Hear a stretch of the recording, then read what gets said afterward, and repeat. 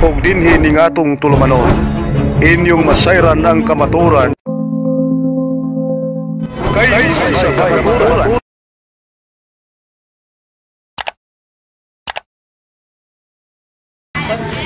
Okay. Lahat naman po ba? Okay na po, Tagalog? Magandang hapon po sa inyo mga kapatid. At sumay ginawa ang kapayapaan ng Diyos. At gising po ba kayo? And pagpasensya nyo na po ngayon ako kasi kung sisimulan ko po kanina pagdating ko, parang pa rin mo kung nasa barko. Inaalon-alon pa rin po yung utak ko. Kasi nagulat ako, kala ko sagitan na po yung biyahe pala, isang gabi po pala. Kaya hindi na rin po ako nakatulog, pero awan ng Diyos, nakatulog ako kanina. Ngayon, sa mga hindi po nakakakilala sa akin, ako po ay dating kaanib sa Iglesia ni Soriano, o ang dating daan. Pero bago ako naanib doon, una akong nauto ng Iglesia ni Cristo ni Manalo. Baka meron po dito. Huwag po kayong masasaktan. Kaya kami kasabihan, truth hurts. Dahil yung ating ipinangangaral, hindi naman tagaan, hindi naman saksakan. Yung tinuturo natin na aral, gaya ng pananampalataya ng mga apostol sa ikalawang Korinto 14-5, na ang ating pakikilaban ay hindi laban sa laman. Kasi kung laban sa laman, baka nagsuntukan na kami ng mga pastor sa amin. Baka naghampasan kami ng pinto, naghampasan na kami ng bangko, pero hindi naman ganoon ang ating pangangaral. Dahil ang ating pangangaral, gaya ng sulat ni Apostol Pablo sa ikalawang Korinto 14-5, hindi laban sa laman. Ngayon, bago po ako naanib sa Iglesia ni Cristo, ako po ay talagang Katoliko. Ang mga laruan ko pa nga nun, yung mga santo na maliliit, yung mga, talagang nilalaruan ko yun. Kaya laking gulat na rin ang mga magulang ko. Ba't kaanib yan, kulto yan? Sabi ko, kaya nagpapahayag mo nga sa Biblia. Ang linaw-linaw sa 8:41, si Cristo tao. Kasi sa kanila, si Cristo tao lang. Mamaya natin tatalakayin yan. Magpapakilala muna ako sa inyo mga kapatid. Dahil, ayun Kaya, ngayon, nung naanib ako sa INC, napakadami. Halos lahat brainwash kami kasama ito. Dahil itong kasama ko, handog ng INC, kasama ko kayo noon. Grade 6 pa lang kami, nagkakilala, nagkakati. Pero ginawa namin yung sa hindi pagkaalam at kawalan ng pananampalataya, gaya ng nasusulat sa 1:13 ng unang Timoteo, na bagamat ng una ako'y naging mangusig at inahabagan ako ng Diyos. Bakit? Sapagkat yung ginawa ko sa hindi pagkaalam at kawalan ng pananampalataya. Kaya nakapagkating ako, kaya makipagsuntukan ako doon sa amin. Binabato pa nga namin yung bote ng simbahan noon. Ganun kami kasama noon.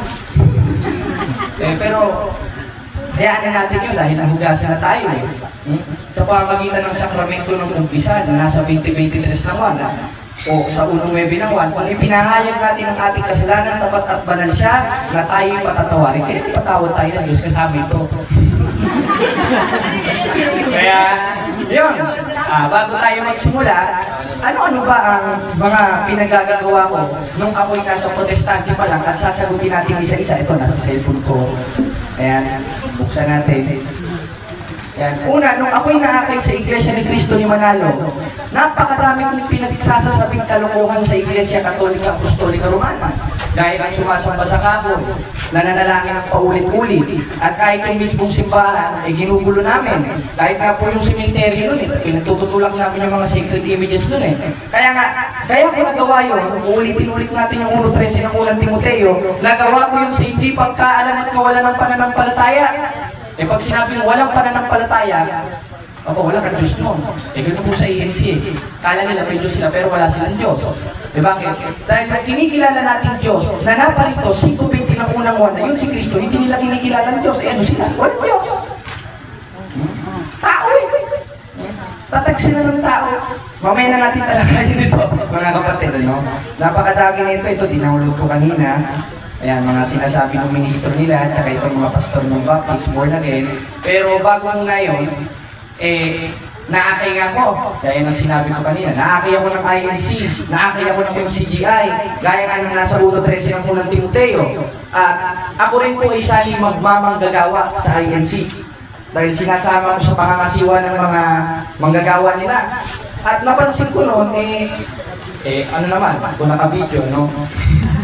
Kasi malamang hahantingin ako na itong mga ito pag ibinulgar ko ito Pero hindi ako natatakot mga kapatid. Dahil naniniwala ko, nakasulat sa Web 27 ng Hebreo at kung paano itinakda sa mga tao na mamatay na minsan. Therefore, ang kamatayan ng tao nakatakda. Yun naman pakialam ko kung tambangan ako ng INC, kung yun naman ang tinikla ng Diyos, ba't naman ako matatakot? Dahil unang-una, sabi sa 8.33 ng Roma, sinong magsasakda laban sa anumang hirang ng Diyos? Sino? Si Manalo ba? Hindi si Manalo! Dahil wala naman ang bagay si Manalo sa pananampalataya, kundi ang Diyos. Bakit? Basahin ulit natin ang 8.33 ng Roma. Sino magsasakda laban sa anumang hirang ng Diyos? Ang Diyos ang maaaring hirang. Hindi ako natatakot kung patayin nila ako, kung ibulgar ko man itong mga pinagagagawa nila. Dahil nung kaibigan kong manggagawa noon, na si Clinton at Salon, may kababanan nila Ang dami ng pinag-aatake-atake sa ating mga Katoliko Unang-una, yung mga kaparihan natin. Ayan, may kampari ng Katoliko, may rapist. Meron na ikang pari ng Katoliko, nagsusunod. Ano pakialam mo? Unang-una, ang sabi sa 7:20 ng Ecclesiastes, tunay na walang matwid sa lupa na gumagawa ng mabuti, hindi nagkakasala. Therefore, kahit matwid ka, sumusunod ka sa utos ng Diyos, nilulubos mo yung gawain ng sarili mong pagkaligtas, hindi pwedeng hindi ka magkakasala. Bakit? 1.8 ng unang 1, kung sinasabi natin tayo walang kasalanan, dinatayan natin ang ating sarili, gaya ng Iglesia ni Manalo. Ngayon, yung isang manggagawang kaibigan ko, natiwala si Clinton at Salon. Baka nanonood ka, Clinton at Salon. Yung mga kamanggagawa mo dyan, puntahan niyo ako sa amin pag uwi ko, mag-diskusyon tayo. Hindi ba totoo ito? Kaya na magtindigan sa diskusyon nito? Natiniwalag ka dahil nagdala ka ng alak. Saan? Doon sa bahay mong gagawa. Yan ang masakit na katotohanan. Dahil yung ina-atake nila sa ating mga Katoliko, bumabalik sa kanila. Dahil nagbabanal-banalan sila tayo, hindi naman tayo nagbabanal-banalan. Ang Diyos ang nagbabanal sa atin. At tayo nagpapakabanal sa awat tulong ng Diyos dahil nasa atin si Kristo sa pamamagitan ng Eucharistia. Basahin natin ang 28:20 ng Mateo. Sabi, wala pala akong Biblia dito. At narito, ako'y suma sa inyong palagi hanggang sa katapusan ng panahon. Ano, umuulan na ba ng apoy? Hindi pa. Isda lang, gusto may sabi. May babatuhan yung mga palikero doon. Hindi pa naman umuulan ng apoy, therefore, nasa atin pa rin si Kristo sa pamamagitan ng Eucharistia. Palakpakan natin ang Panginoon mga kapatid. Kaya napaka-importante ng Eucharistia. Sinasabi ng Iglesia ni Manalo, symbolical daw yun. Paano nag-symbolical? Wala naman si Kristo sinabi symbolical to. Ano ka? Ang nasa 26:26 ng Mateo, ito ang aking katawan. Alin ang sinasabihan niya, ito ang aking katawan o yung subject of the sentence doon, yung hawak niya. Hindi yung rebistos tindahan dahil na ginagamit nila. Sabi, ito ang aking katawan. Kunin ninyo, kanin ninyo, ito ang aking katawan. At nang namatay na si Kristo, umakyat sa langit, naiwan ng mga apostol, ipinatuloy ng mga apostol yun sa 27 ng Gawa, tuwing unang araw ng Sanlinggo, sila nagpuputol-putol ng tinapay. Yung Iglesia ni Manalo, pinuputol, rebistong sunod Tsaka Pepsi. O kaya, napakahalagang ma-receive natin si Kristo sa pamamagitan ng katawan niya sa Eucharistia. Bago natin i-receive yun, mga kapatid, mag-umpisan tayo. Magsimba tayo. Receive the sacrament of confession. Gaya ng binasa ko sa unang may binupunawan. Na kung pinahayag natin ang ating makasalanan, dapat at banal siya na tayo patatawarin. Sa pamamagitan ng mga saserdote, mga obispo, na itinalaga upang pakanin ang awan sa 20:28 ng Gawa. Basahin natin. Wala pala lang ang Biblia na ano po. Sabi, ingatan ninyo inyong sarili lahat ng kabilang sa kawan na sa kanila'y hinirang kayo ng mga obispo. At yung mga obispo at mga saserdote, yun yung pinuspos ng Espiritu Santo sa 20:21, 22:1 at sa 23, sino mang inyong patawarin ng mga kasalanan ay papatawarin din niya. Kaya, mag-umpisan tayo sa pati. Dahil yan ang pinaka-importante Hindi naman tayo umanib sa Catholic Church para magpainit ng puwet. Para mag-chismis. Para siraan yung kapitbahay. Umanib tayo sa Catholic Church para maging sakdal ang pananampalataya natin at para maligtas dahil nasa atin si Kristo. Sa papaanong paraan, basahin natin ang katungkulan ng tao. Bisaya pala. Tagalog ba? Sa 12:13 ng Ecclesiastes, ang sabi sa 12:13 ng Ecclesiastes, ang katungkulan ng tao yung pagsunod sa utos ng Diyos. Aba, yung pagsunod pala sa utos ng Diyos, yung pala ang katungkulan ng tao. At yung katungkulan ng tao na yun, ang pagsunod sa utos ng Diyos, yun yung dapat nating ugaliin sa bahay ng Diyos. Tayo yung bahay ng Diyos eh. Tayo yung iglesia ng Diyos, tayo yung iglesia ni Cristo. According sa Catechism of the Catholic Church, ito pala, wala sa folder. Sa Catechism of the Catholic Church, 811, the Church of Christ is the Catholic Church. Ibig sabihin, kaanin tayo dun sa unang siklong iglesia na nagkaroon ng apostolic succession na nagpapatuloy hanggang ngayon. Na according sa istorya, sa Brilliant Encyclopedia, dahil utos naman yung sa 8-8 na ko, yun ang Roman Catholic Church. At napunta naman sa Pilipinas, sabi sa aklat ni Sonia M. Saite, page 123, yun ay itinayo pa rin ni Cristo, hindi yung kay Manalo. Kasi ayon sa kanilang register dito sa Security and Exchange Commission, that the founders of this association is Felix Manalo. Napakalinaw eh. Tapos sasabihin niya, patagay ni Cristo ay 1940, matanda pa yung petsin sa inyo. E di magluluto na lang ako kung basta yan ay yung patandaan. Bakit? Eh, basta totoo yung petsin sa inyo. Magluluto na lang ako ng itlog. Araw-araw. Eh ngayon, bago tayo bumalikwas niya, doon muna tayo sa Sacrament of Confession o yung dapat ugaliin bilang isang Katoliko. Unang-una, yung pag-ibig sa Diyos. At yun nga yung nakasulat sa 12:13 ng Ecclesiastes na pagsunod sa utos ng Diyos at sa 3:15 ng unang Timoteo, yung dapat nating ugaliin. Dahil pag hindi tayo gumawa, chumismis na lang tayo ng chumismis. Nanira na lang tayo ng nanira ng kapitbahay. Baka may nagagalit na po Mambato na lang tayo ng mambato.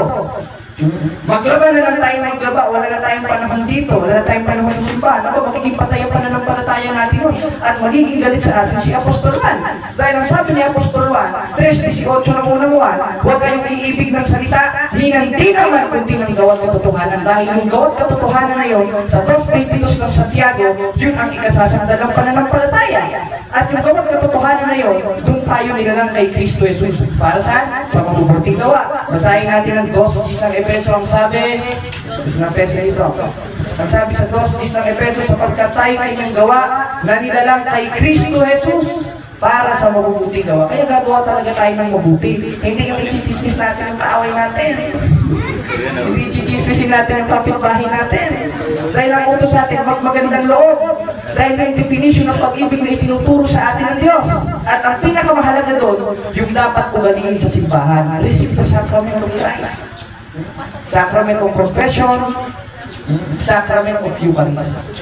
Yun ang pinakamahalaga sa misa. I-receive natin si Kristo. Hindi yung sinasabi ng mga pastor sa John 3:16. Tanggapin na ikaw natin si Kristo, wala nang ibang gagawin. Ano ba nang gagawin? Hindi ka kontra mo pa sa Juan. Bakit? Si Juan nga mismo nagsasabi sa 3:18 ng unang Juan, huwag iibig ng salita, ni ng tilaman, kundi ng gawat katotohanan. Meron pa akong narinig na isang pastor na born again, hindi na daw kailangan ng doktrina. Tanggapin na lang daw si Kristo. Dahil yung nakapako daw sa krus, liligtas niya yun. Nakapako rin kayo sa krus. Huwag na kayo sumunod sa utos ng Diyos. Papayag na ako. Eh hindi. Bakit? Hindi. Nakapako ba tayo? Nakapako ba sila? Hindi. Hindi makakagawa sila. At yung gawa na yun na sinasabi sa 2:22 ng Santiago, yun ang ikasasakdal ng pananampalataya na pagsunod sa utos ng Diyos na siyang katungkulan ng tao na dapat natin ugaliin sa Iglesia Katolika Apostolika Romana. Palakpakan natin ang Panginoon, mga kapatid. Wala sa protestante yan eh. Wala silang sakramento eh. Ang sa kanila eh, ano ba sa Bisaya yung kadimonyohan? Ano yan? Ayun. Eh, totoo ba yun? Namamalatang ba tayo? Naninira ba tayo? Kahit kailan, hindi tayo naninira dahil may patayan ako eh. Mamaya i-play natin dito. Ang dami kami napanood ng pastor sa social media na kung ano-anong sinasabi ito. May Baptist, may INC, ito, may Soriano. Eh, sasagutin natin mamaya ito para kung sakaling meron sa ating mga akay na mga protestante ngayon ang tungkulin nila nagmamalasakit sa hindi mabuting akala. Basahin natin ang 4:17 ng Galacia. Ang sabi, may nagmamalasakit sa inyo hindi sa mabuting akala. Ganyan yung mga born again eh. Tao po, kakatok po sila. Tapos bubuksan mo. Ano po yun? Sino ang gusto makatanggap ng kapangyarihan ng Jehovah? Ganun sila, kakatok pa sila ng TikTok. Eh, ako po. Oo, sige, magbayad ka muna ng 5 piso. Ako, patay tayo niyan. Eh kung yung pag-aking pala 5 piso na, paano pag nasa simbahan ka na nila? Naku, ang tindig ikaw po noon. Eh kaya, makikita natin yung mga pastor dyan. Lalaki talaga ng mga sasakyan nila eh. No? Doon pa kaya sa amin, yung blinater akong pastor, laki ng sasakyan eh. Hindi ko alam ba't ako blinater, nagtatanong lang naman ako.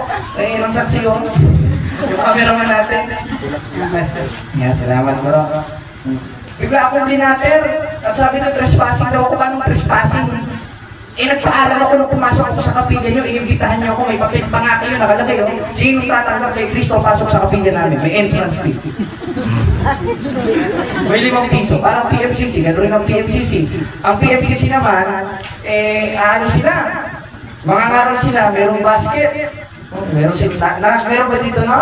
Meron sa mga sasakyan. O yung mga alagad ni Periol. Huwag kayong magagalit, dahil hindi ko lang inira. Kinikwento ko lang yung taktika nila, para maiwasan natin. At para ibulga kung anong kabulukan at kung anong klaseng panluloko ang ginagawa nila pagtutuloy sa mga talata. Ngayon, kukuha sila, ano sila ganyan sila, may basket sila, tatapat. Hulog ka. Hulog yan. Tapos tapat na naman yan doon. Nung nakita ko, tumakbo. Nakikita kasi nila ako dun sa amin. Talagang pinupuna ko sila eh. Napanood nyo naman po yata sila. Sino pa yung nakapanood ng mga live ko noon? Ayun, anong pangalan niya sis? Ayun. Ayun. Talagang pinupuna ko sila dahil mali-mali yung ginagawa nila eh. Like, isa sa mga talata na ginagamit nila para maiwasan yung mga kapatid, yung may 7 ng ikalawang Korinto na magbigay ang bawat isa ayon sa pinasya ng puso. Ngayon, ito namang si Periol, nagulong yata ng 3 araw sa CR nila, binasa ito. Ito namang alam na talata na binabasa, kaya pag pangangaral sila, sabi ito ng Diyos, 9:7 ng ikalawang Korinto, magbigay ang bawat isa ayon sa ipinasya ng kanyang puso. Kaya mag-tricks na tayo mga kapatid. Mali! Pagkapatid lang sa pananampalataya yun, hindi para sa mga Katoliko yun. Dahil pag umabante ka sa 9:7, sa abuluyan ng mga banal sa iglesia yun. At yung iglesia na yun, yung 90 o 33 AD, which is the Catholic Church, hindi ang PMCC. Dahil ang PMCC, ni-registered lang sa Security and Exchange Commission ni Mr. Teriol. Kaya hindi applicable sa inyo itong 9:7 ng ikalawang Korinto. At bakit kayo nanghihingi? At bakit kayo, may basket pa no? Hindi mo alam kung magpa-basketball ba itong mga ito o ano may mga supot sila Talagang ready sila. Tapos yung isa namang pulpito nila, mayroon namang box doon. Ano ba yun? St. Peter Funeral ba yung yung box nila na ginagamit rin nila, yung may 7 rin na ikalawang Korinto. Yun naman ang makikita mo sa maging sa nila, sa supot, sa box nila, yun lang, yung may 7 na ikalawang Korinto. Pero hindi nila nauunawaan yung mga kapatid dahil abuluyan yun sa loob ng tunay na iglesia nasa Biblia. Hindi applicable yun dun sa hindi mo kapatid sa pananampalataya. Bakit? Bakit? Kasi ang mga apostol, kung nangangaral sila, sabi sa 1:17, sapagkat sa pangalan, nagsisiyaw sila na walang kinukuwang anuman sa mga hindi. Ibig sabihin ng walang kinuwang anuman, kahit piso, kahit 2, kahit 3, wala silang kinuha. Tapos susulpot-sulpot itong religion na to, may mga basket na dala, nakala mo nangunguling ka ng mga pero itong mga ito. Nako. Pagpasensya nyo ng mga kapatid kung nagagalit ako. Utos naman nyo sa 12:9 ng Roma dahil yun yung pag-ibig natin sa kanila. Basahin natin ang sulat ni Pablo. Ang pag-ibig ay walang maging pagpapaiba o kapuotan mong masama. Dapat mo naman talaga kapuotan yun Na may mera na kayo Ginagamit yung salita ng Diyos para makapapera, para makapangarap, kwarta. Yan ang hirap sa inyo. Mangaral kayo, magbasa kayo dahil yun ang utos, hindi yung pipili lang kayo sa 9:7 ng ikalawang Korinto, tapos yun ang ipangangaral ninyo. Dahil ang sabi sa 34:16 ng Isaias, inyong saliksigin ang aklat ng Panginoon, hindi isang pirasong talata lang ang aklat ng Panginoon. Tapos yayaman na kayo. Dahil unang-una, hindi naman sa inyo galing ang Biblia. Ba't kayo gagamit niyan? Dahil 40580, St. Jerome of Damasus, ang nag-translate niyan, ang nag-compile niya, wala naman si Periol doon. Tapos gagamitin niyo pang negosyo ang kapital niyo, mga miyembro namin Katoliko, mga gwapo. Gwapo. Hindi mura yun, dahil bawal. Yan ang hirap sa mga PMCC, mga kapatid. At yan ang hirap sa mga sektang namemera lang ng mga kapatid nating Katoliko. Tanong, tuloy tayo sa ating paksa. Bakit ang mga apostol sa ikatlong 1:7 kada nangangaral, walang kinukuha? At pag tayo nangangaral, wala din dapat tayong kukunin sa mga hindi nating kapatid sa pananampalataya. Eh unang-una, ang sabi sa ikalawang Timoteo 3:1, nasa panahong mapanganib din tayo. Kaya marami na ngayon yung lalakero. Marami na ngayong babaero. Marami na ngayon ang amakla. Huwag ka nakatingin. Napakadami na ngayon. Ngayon, mangangaral ang isang PMCC. Eh lahat yan makikita natin dahil natutupad na yung sinabi sa ikalawang Timoteo 3:1. Tapos saktong paghulog. Yung naghulog eh namamakla pala, galing pala sa makla yung pera. Hindi mo, tatanggapin ng Diyos yun. Basahin natin ang 15:8 ng Kawikaan. Ang sabi, ang hain ng masama kasuklam-suklam sa Diyos. Ayun naman pala. Yung hain naman pala ng masama kasuklam-suklam sa Diyos. At isa doon sa uri ng masama, sa 5:19 ng Galacia, nasulat ni Apostol Pablo, yung pakikiapit sa kapwa lalaki. Yung pamamakla. Talagang natin yun. No? Yung pamamakla. Baka may matamaan ha. Nasa Biblia naman ang binabasa natin ha. Ngayon, nagkataon hinulog. Sa tingin nyo, tatanggapin ba ng Diyos yun? Hindi. Dahil ang sabi, ang hain ng masama kasuklam-suklam sa Diyos. Kaya, mayroong itinuturo ang mga apostol sa 14:40 ng unang Korinto na gawin ninyong may karapatan at may kaayusan. At isa doon sa kaayusan, yung nasa 7 ng ikalawang Korinto na minimisinterpret ng mga PMCC. Bakit?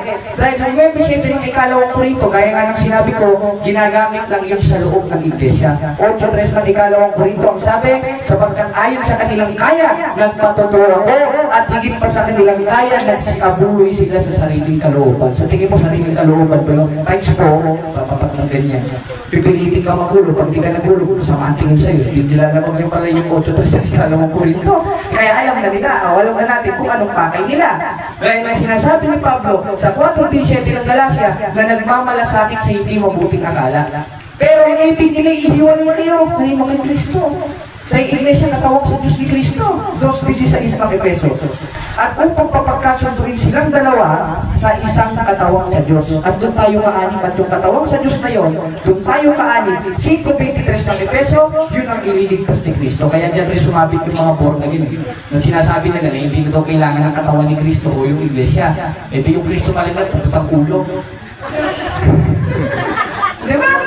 Logically speaking, putang ulo ng Kristo. Nakakatakot naman pag isisimba kayo, ilulang lang doon. Ayaw katawan.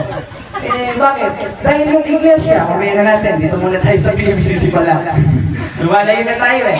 Ayun. Kaya yung ginagamit nila sa 9:7 ng ikalawang Korinto, out of context. Kaya mag-ingat na tayo mga kapatid, huwag tayo maghulog doon. Kung tayo na si Johnny Perion, patay na pala sa Perion. Ay, yung anak. Ito, meron pa picture pa tayo dito. Ito. Ayan. Asan na? Sakto yan dito sa tiyan ng anak niya na meron rin ripulto. Kaya, ayan ang pamilya nila mga kapatid. Si Periol at yung Diyos-Diyos ang ginto ni Periol na si Periol rin ang pangalan. Yan, yan sa kanya sakto pag naghulog ka. Eh kaya mag-ingat na tayo mga kapatid. Lalo na yung mga nangangaral-ngaral dyan, minsan kumaakyat pa sa bus, kala ko, nagtitigda lang ng balon. Mamaya, nabasa na dyan 3:16. Tsaka, 9:7 ng ikalawang Korinto. At na ba kayo mga kapatid? Kaya yun, tuloy tayo. Ngayon, isa pa sa dapat nating malaman, yung mga aral ng born again, na hindi na daw kailangan ng doktrina gaya ng sinabi ko kanina. Eh kung hindi na kailangan ng doktrina, ba't itinuro ni Kristo? Transformer pala ang Kristo ng mga ito? Bakit tayo yung Kristo ng Biblia, 28:20 ng Mateo, nag-uutos na ipaganap ang utos niya. At yung kautusan niya, 3:24 ng Galacia, basahin natin, ano pat ang kautusan ay siyang nagiging tagapagturo upang ihatid tayo kay Kristo. Ang maghahatid pala sa atin kay Kristo, yung utos. Hindi yung utos ng mga pastor para tutukan ng mga miyembro nilang makapag-abulol. Yung utos. At yung utos na yun, na maghahatid sa atin kay Kristo, sukat mong sabihin, hindi kasama sa kaligtasan yun. E talagang gwapa itong mga pastor nito at mga magaganda. Bakit? Eh, tinitwist nyo yung salita ng Diyos eh. At tinatanggap nyo lang si Kristo, yung Kristo nyo, pero yung aral ni Kristo, hindi nyo tinatanggap. Ngayon, sino ang tinatakbo ng mga pastor dito? Basahin natin sa 12:48 ng 1, ang sabi, ang nagtatakbo sa akin ay nagtatakbo sa aking salita. Napakadaming salita ni Kristo, napakadaming utos ni Kristo, tapos ibabasura nyo lang mga pastor kayo. Talagang guwapo kayo. Talagang guwapo itong mga pastor dito, sabihin nyo sa akin bakit mga kapatid. Pili-pili lang yung pinapasa nila, lawang-lawang lang dito eh. Ang babasahin lang nila, dyan 360, mga ngaral sa punto. Dapat ginupit na lang nila yun, dinuplicate nila, at mga kapatid, ligtas na tayo. Mali. Dahil hindi naman ipapasulot ng Diyos na gano'ng kakapal yun, kung dyan 316 lang ang gagamitin mo. Kasi ang nakalagay, sino mang sumampalataya kay Kristo, maliligtas, hindi sumampalataya lang, fake ano lang. Kung di ka ba naman guwapo talaga, bakit? Kasi kung fake ano lang, o pananampalataya lang ang kailangan, bakit ang sabi ni Pablo sa 13:13 ng unang Korinto, ang nananatili tatlo? Pananampalataya, pagkahabag at pag-ibig. Ibig sabihin, kailangan talaga ng pag-ibig at pagkahabag. At yung konteksto nga ng pag-ibig na sinasabi ko mga kapatid, yung pagsunod sa utos ng Diyos. Di ngayon magkakaroon ng kontradiksyon. Kaya pag talagang pupunta ka sa mga born again, magkakaroon talaga ng kontradiksyon yung utak natin yan. Kaya nga yung ibang mga pastor, nababaliw na lang. May mga balitang gano'n. Ikaw, huwag ka magpapasa ng Biblia. Mapapaliw kaya dyan. Yung mga pastor lang yun. Dahil ginagawang contradicting yung Biblia. Dahil ginagamit nila yung isang talata para makapangloko ng tao. Gising ko ba kayo, mga kapatid? Para makapangloko ng tao. At isa sa pinaka-famous na verse na ginagamit nila, yung 3:16 of Book of John, na hindi naman nila alam ang interpretation, yung pagsampalataya doon. Dahil unang-una, hindi naman isa ang nananatili. Ang nananatili ayon kay Pablo, tatlo. Ngayon, sino bang nag-utos kay Pablo para makapagsulat?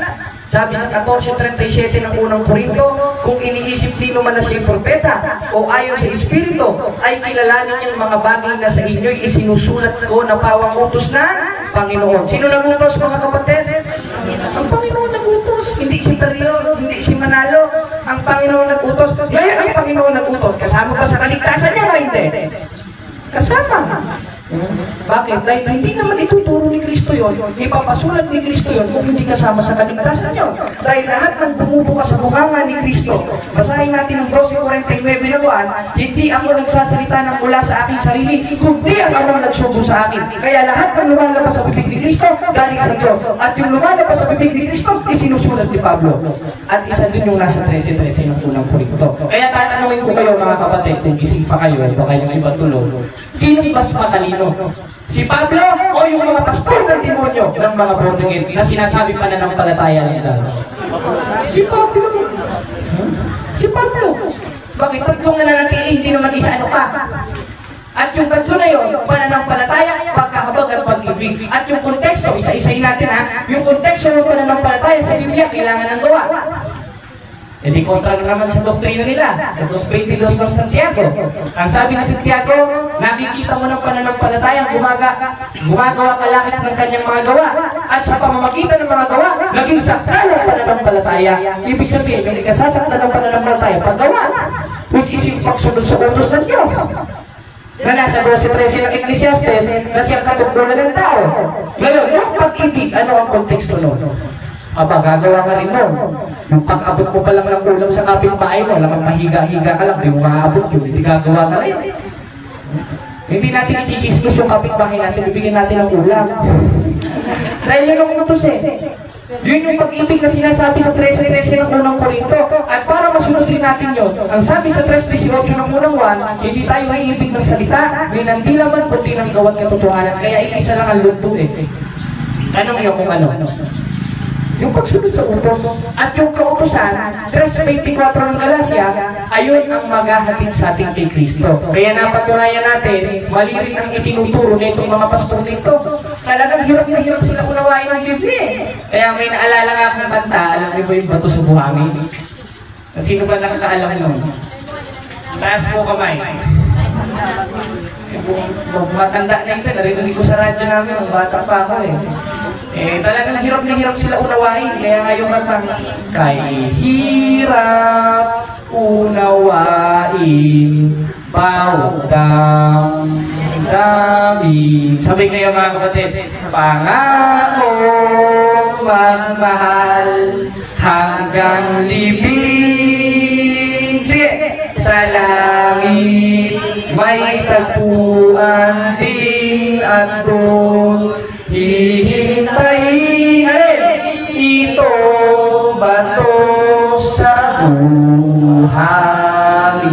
Tuloy natin, naimbi tayo kapag ang puso'y natutong magmahal, bawat tibok ay may kulay at buhay. Ngunit kung ang pagsuyo'y lilipas din, bagay kaya ang bato sa buhay.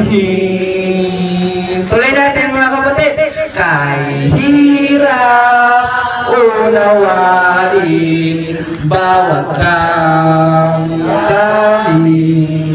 pangakong magmahal hanggang libing.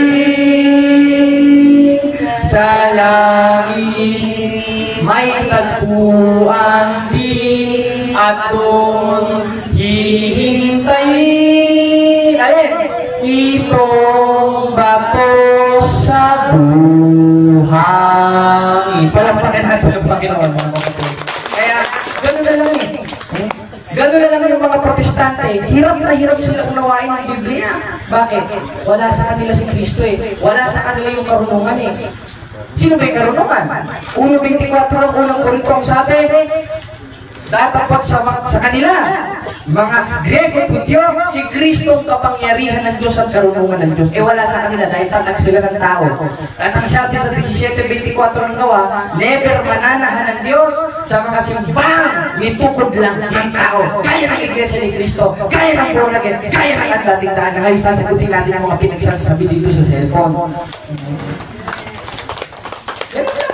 Kaya, gusto niyo po kumanta pa ba tayo? Ito, ang una nating mapapakinggan, itong pastor na ito, tingnan natin mga kapatid sana gising pa kayo. Ito. Ayan. Nakakapagligtas nga ba ang bautismo sa tubig? Straight to the point ko na kayo sasagutin, hindi po. Ito na hindi na tayo dapat magpabautismo kasi ligtas naman tayo. Sapat na nga ba na nananampalataya ka na lang sa Panginoong Yesus at hindi ka na magpapawater baptism? Yes po, tama. Ang water baptism ay hindi po makakapagligtas ng ating mga kaluluwa ng ampalataya. At wala nang indinandan dyan pa para ikaw ay maging anak ng Diyos dahil napakalinaw na hindi ka naging anak ng Diyos dahil sa bautismo sa tubig. Yan pinuha ito mga pinagsasabi ng mga pastor nito. Ang sekta nito, mga kapatid, si CJ Texo na taga-Quezon, tapos yung isang pastor na nakita ko lang sa Facebook, tapos yung isang pastor na kamukha ni Manny Pacquiao, na ministry ko pangalan nito. Nakalagay kasi dito mga demonyong pastor. Ayan. Hindi ako nagsabi, nasa picture. Ayan. Ngayon, tama nga ba yung sinasabi ng mga pastor na ito na hindi na daw kailangan ng bautismo? Kailangan naman tayo yata na bautismuhan. Taas ng kamay hindi na bautismuhan. Wala, di ba?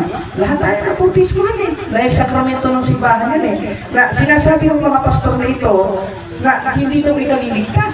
Totoo ba ito? Pag-aralan natin mga kapatid. Unang-una, sino bang nag-utos ng bautismo?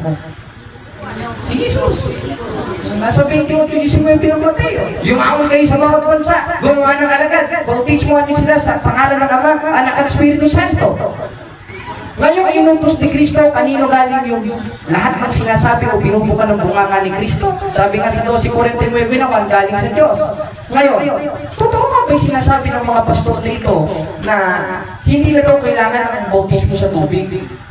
Sintito kung mo na lang tatanungin mo, kung hindi ka makiinom ng tubig, uhaw na uhaw ka nun.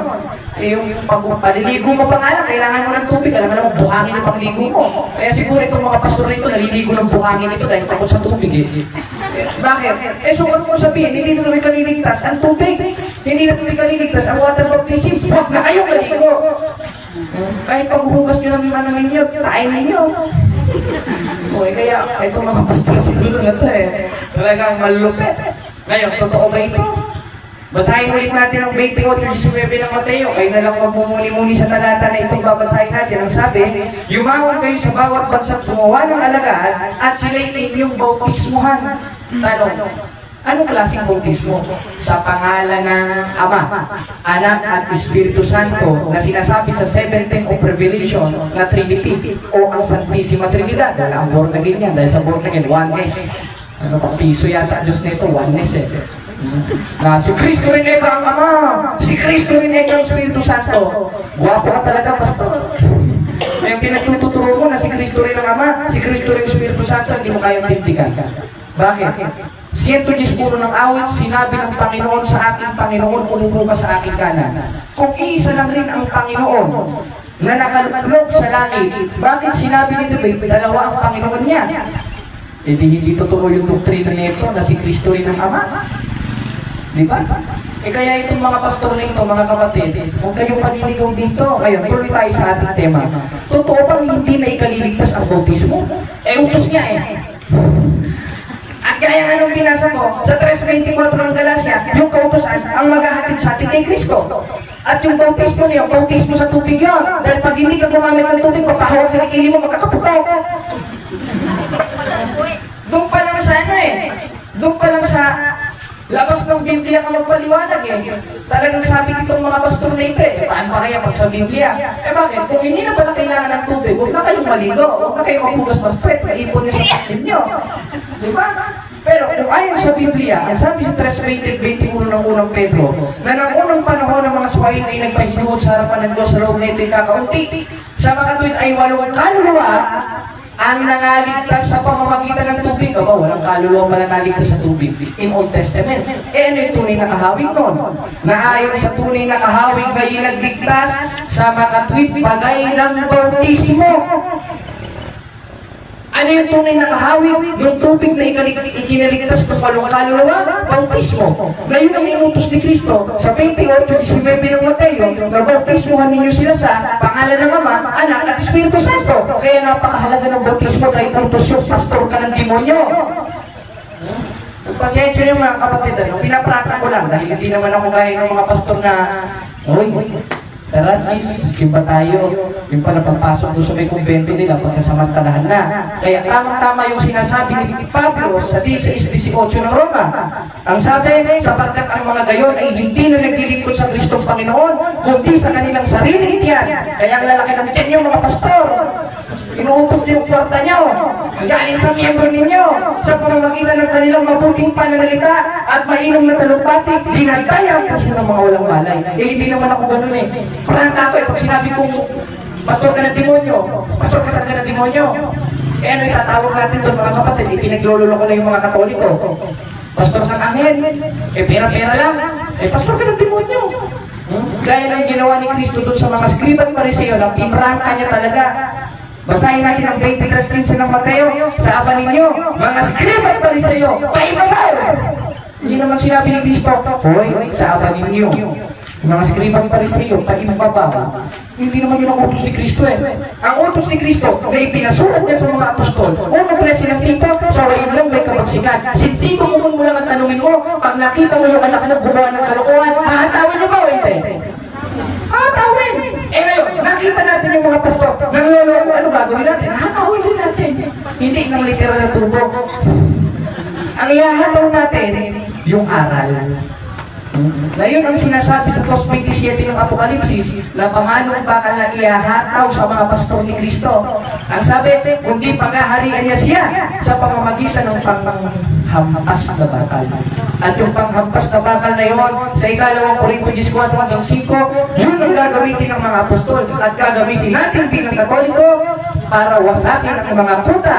Gaya ng nasa talata na ito, pangamalinghak at bawat bagay na matayo na nagmamataas laban sa karunungan ng Diyos. Palakpakan natin ng Diyos, mga kapatid at mga apostol, na siyang nagsulat ng 2 Korinto 14:5. Dahil kung wala ito, hindi na ako makikipagdiskusyon. Matatakot na lang ako. Gagawa na lang ulit ako ng kalokohan dahil nang nasa INC pa ako. na yung abuloy, kinukupit ko. Eh, yun eh. Yung sayang, wala yung isang kasama ko eh. Kasi kami, mga kapatid, eh kapag sasamba na kami, binibigyan kami 50. 50. Tapos yung 50 na yun, pag sasamba na, papanta namin ng piso. Tapos yung piso yung hinuhulog namin sa diakono. Ayun. Eh, naaktuhan yung diakono pala, yung nagbibigay sa amin ng abuloy. Nako, tumingin sa akin ng masama, sabi ko, na. Vulgar na ang aming negosyo. Kaya, ayun, nagawa ko ngayon dahil nagulat pa ako sa pananampalataya. At hindi naman ako magtataka, gaya ng binasa kong talata sa 2 Timoteo 3:1, sa panahong mapanganib, marami talagang maibigin sa salapi. At isa na akong tinatuparan mo, nung bula ang propeta pa lang ako, at kaanib pa lang ako sa iglesia ni Manalo. At napakadami nilang aral na sinasabi, gaya na ito, sasagutin natin ito, nasa ito, sinabi ng ministro na, lakas ang bunganga nito, ito yung pakinggan niyo mga kapatid. Pero pa talagang si Kristo ay tao, bagay sa Biblia. Ito po, Juan 8:40. Ito po ay pag-uusap mismo ng Panginoong Yesu Kristo. Ito po, ngunit, ngayon pinagpipilitan ninyong patayin ako na isang taong nagsasalita sa inyo ng katotohanan narinig ko sa Diyos. Eh siguro naman, kumbaga, sa kasabihan nga nila, tapos na boxing dapat dito eh. Kasi si Kristo po mismo nagsasalita eh. Ano sabi niya? Ako na isang tao. Eh, tapos na, usapan dapat. Siya mismo sabi siyang tao eh. Anong oring tao siya? Na isang taong nagsasalita sa inyo ng katotohanan na aking narinig sa niya. Sabi ko, ginawa pang boxing yung Biblia nito, pastor nito. Wala na. Talagang mainit talaga sila eh. Ngayon, ang pinagbabatayan nila, para makapangloko rin ng mga inosenteng Katoliko, gaya ko, gaya niya, nanaloko rin itong cameraman natin na Koreano, na yung 8:40 naman, sumigaw pa siya, ganito sila magbasa ng Biblia. Ngunit pinagsisikapan niyo kung patayin na tao! Ano yung kasi Kristo? Sabi ng pastor, tao!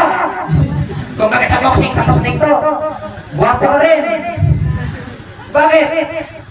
Bakit ba sinabi ni Kristo sa 8:40 ng 1 na siya'y tao, imbis na siya'y Diyos?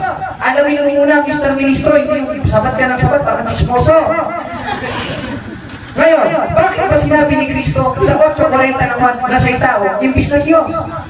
Eh, unang-una, kapag binasa rin natin yung aklat ng 1 sa unang-uno, nang pasimula siya'y verbo, at ang verbo'y Diyos.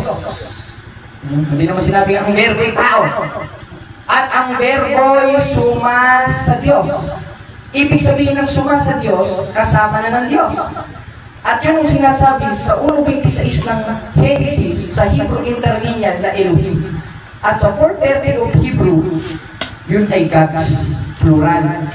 Therefore, wala pang pasimula, tamang-tama talaga itong sulat yun, hindi chismis talaga, sa unang-uno ng 1. Na nang pasimula siya verbo at ang verbo Diyos at ang verbo yung suma sa Diyos at yung si Kristo.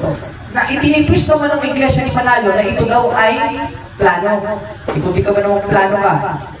Eh bakit? Eh paano plano ito yung suma sa Diyos na nga? Kasama na ng Diyos. At nakita rin David sa 110 ng awit na sinabi ng Panginoon sa aking Panginoon, ilan na? 2. Eh kung plano ka lang ito, ba't pinapaupo na? Eh plano pa nga lang. Eh Nicole, nagplano ako magluto ng pansit kanto, makakain ko ba agad yun? Hindi, alam ka naman kainin ko yun na wala pa. Nababaliw na. Kaya, itong Diyos ng Iglesia ni Manalo, kung ito'y ma-interview ng mga psychiatrist, pagdududahan eh bakit? Eh nagpapaupo ng hindi pa existido? Hindi parang may third eye pala ito. Bakit? Basahin ulit natin ang 110 ng awit. Ang sabi, sinabi ng Panginoon sa aking Panginoon, ilan na? 2. Umupo ka sa aking kanan, eh sino yung nasa kanan? Basahin natin ang 3:1 ng Kolosas. Kung kayo ay muling bunuhay na kalakip ni Kristo, ay hanapin ninyong mga bagay na nangasa itaas sa langit na kinaroroonan ni Kristo na nakaupo sa kanan ng Diyos. Si Kristo pala yung pinaupo sa kanan na isang Panginoon. Ngayon, kung tama ang konklusyon ng Iglesia ni Manalo, sa uno-uno ng wala ito'y plano, eh bakit pinaupo? Eh plano pala. Ano ito? Aeroplano? Eh bakit? Ito na pagtutudahan ng psychiatrist. Eh, ba, tara dito kapatid na Mago. Sinabi ni kapatid na Jared kay kapatid na Mago, tumayo ka sa aking kanan. Bakit ko pinatayo? Kasi nandiyan na siya eh. Eh, paano nagkakamil mo kung ulit? Paano? Pag sinabi ni kapatid na Jared kay kapatid na Mago, kung tumayo ka sa aking kanan, eh wala naman si kapatid na Mago, hindi pa existido. Hindi ba ang weird no, mga kapatid? Parang pagdududahan ka talaga ng psychiatrist noon. Kaya talagang cool to eh. Sige, idemanda niyo ako. Hindi ba totoo ito na ang weirdo ng Diyos ninyo na sinasabi ni Apostol Pablo sa 4:8 ng Galacia na gayon din naman sa panahon ngayon sa hindi niyo pagkilala sa Diyos kaya nasa pagkaalipin ng isang katutuboy hindi mga Diyos. At isa sa katangian ng Diyos ng Iglesia ni Cristo, kumakausap ng hindi pa existido. E talagang pagdududahan ito sa mental hospital. Kung pa-attend mo ito ng isang surgery sa mental hospital. Bakit? Eh hindi pa pala existido yung kausap mo. Plano pa lang pala. Ba't mo pinaupo sa kanan mo? Hindi pa pala. Wala pa pala. Ano? Naintindihan niyo ba mga kapatid? Taas yung kamay nung may naintindihan. Ayan, tatanungin ko kayo. Ayan.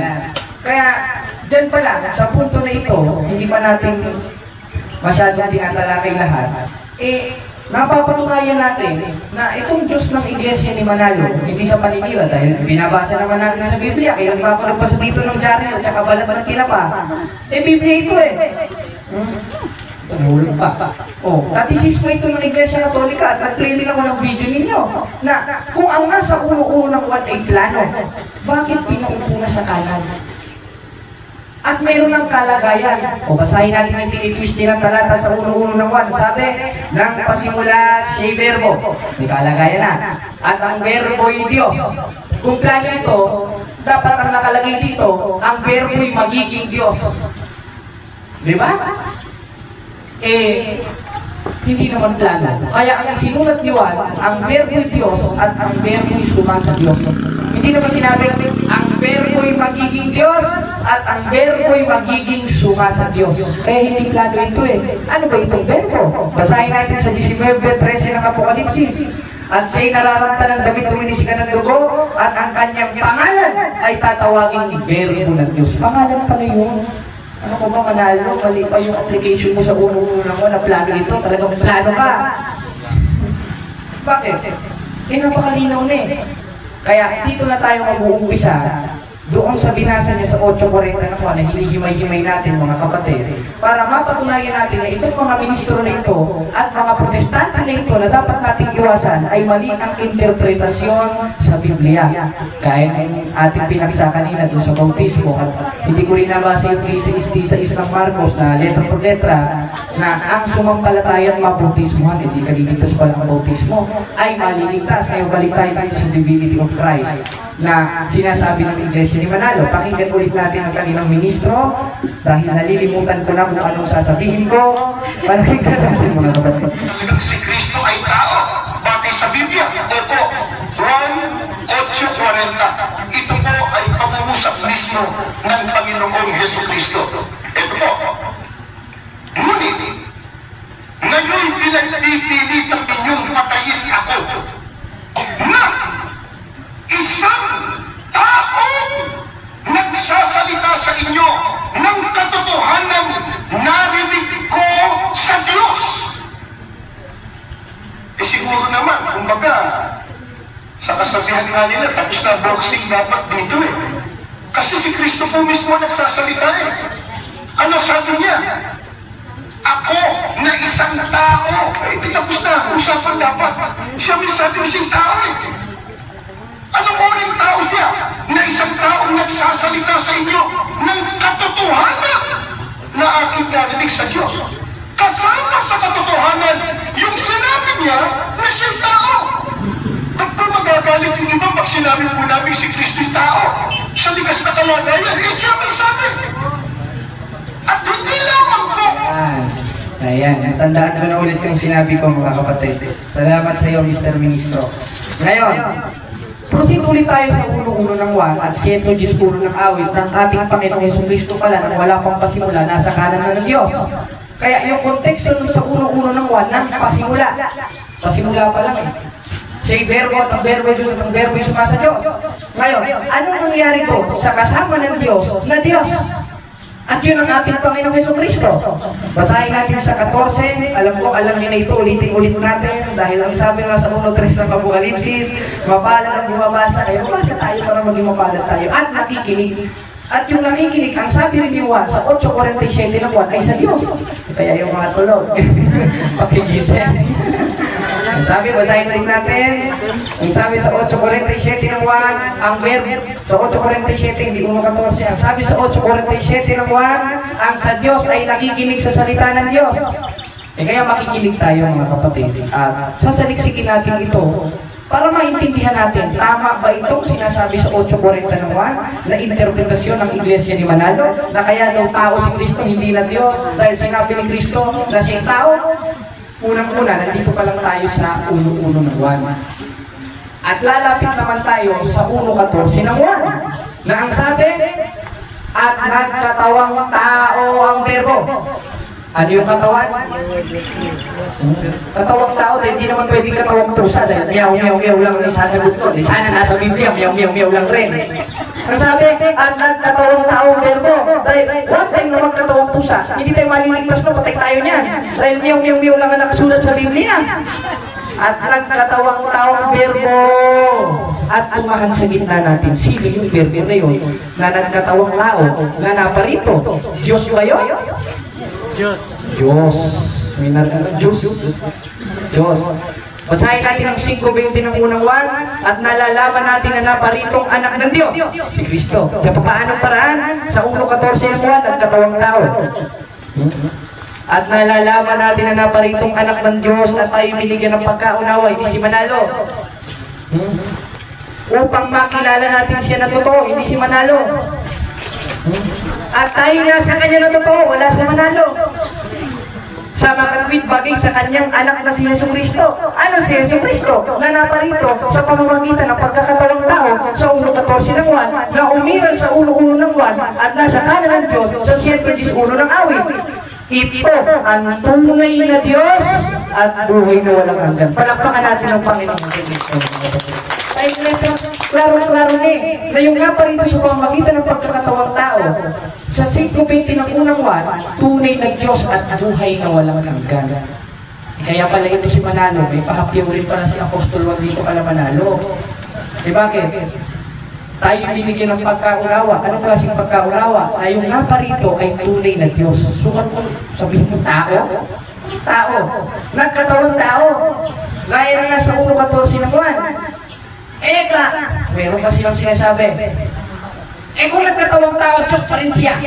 Ba't hindi niya sinabi, siya ay Diyos sa tao? Kung di ka ba naman gwapo rin?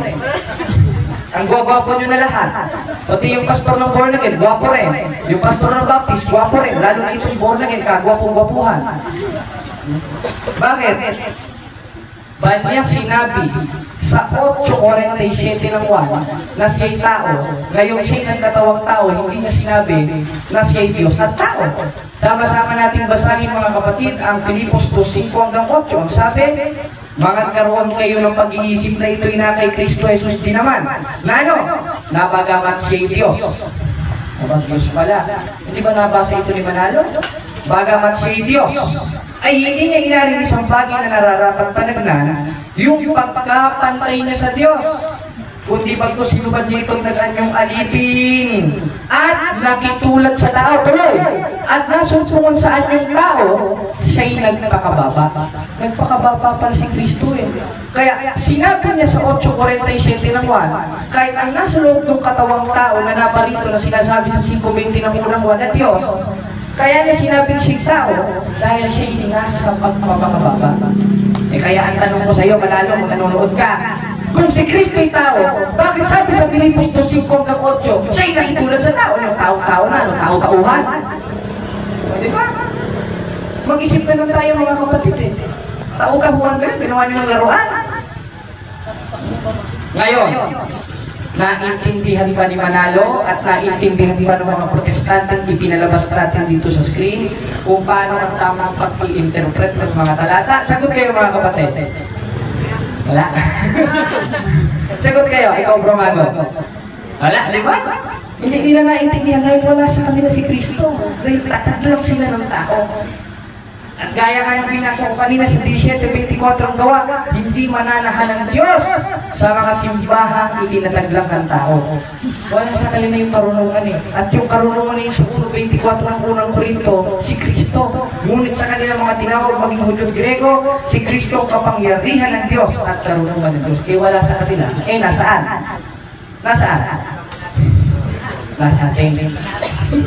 Gising kayo mga kapatid. Ayan, nasa atin eh. Anong talata? Gaya nga nung binasa natin sa 13:5 ng ikalawang Korinto 28:20 ng Mateo, siya sa atin inyong sarili. Kung kayo na nga sa mananampalataya, subukin ninyong sarili. Hindi pa ganito nalalaman si Yesu Kristo'y nasa inyo. Na kanino? Nasa atin na mga kaanib sa Iglesia Katolika, Apostolika Romana sa pamamagitan ng Eucharistia. Palakpakan natin ang Panginoon mga kapatid. Napakalinaw na ito eh. Paano nalalapuin ito ay napakalinaw na letra por letra ng nababasa? Nawala sa inyo si Kristo, magwapo kayong mga pastor kayo ng demonyo. Pagpasensya nyo na mga kapatid, ano? Dahil sabi sa 1:13 ng Tito, sa wayin mong may kapagsikan sila, at sa 58:1 ng Isayas, umiyaw ka ng malakas. Kaya umiyaw tayo ng malakas. Sisigaw talaga tayo. Sisigaw talaga natin itong mga pastor na ito. Dahil ang sabi sa ikalawang Korinto 14:5, na siyang may kapangyarihan buliban ng kuta. Pag sinabing giba, hindi ganun yun. Talagang gibain mo ng gano'n nyo, hampasin mo talaga, hampalusin mo talaga. Kahit yung anak mo, makita mo lang naglalandi eh. Ano ba ibig sabihin na naglalanding dito? Kasi sa akin, yung naglalandi, yung naglalaro ng mga kanal, sa kanila, kalabro bago eh, baka hulugan ng paglalandi eh. Madumi yata. Kaya, makita mo pa lang yung anak mo, hindi nyo makakatawin nyo.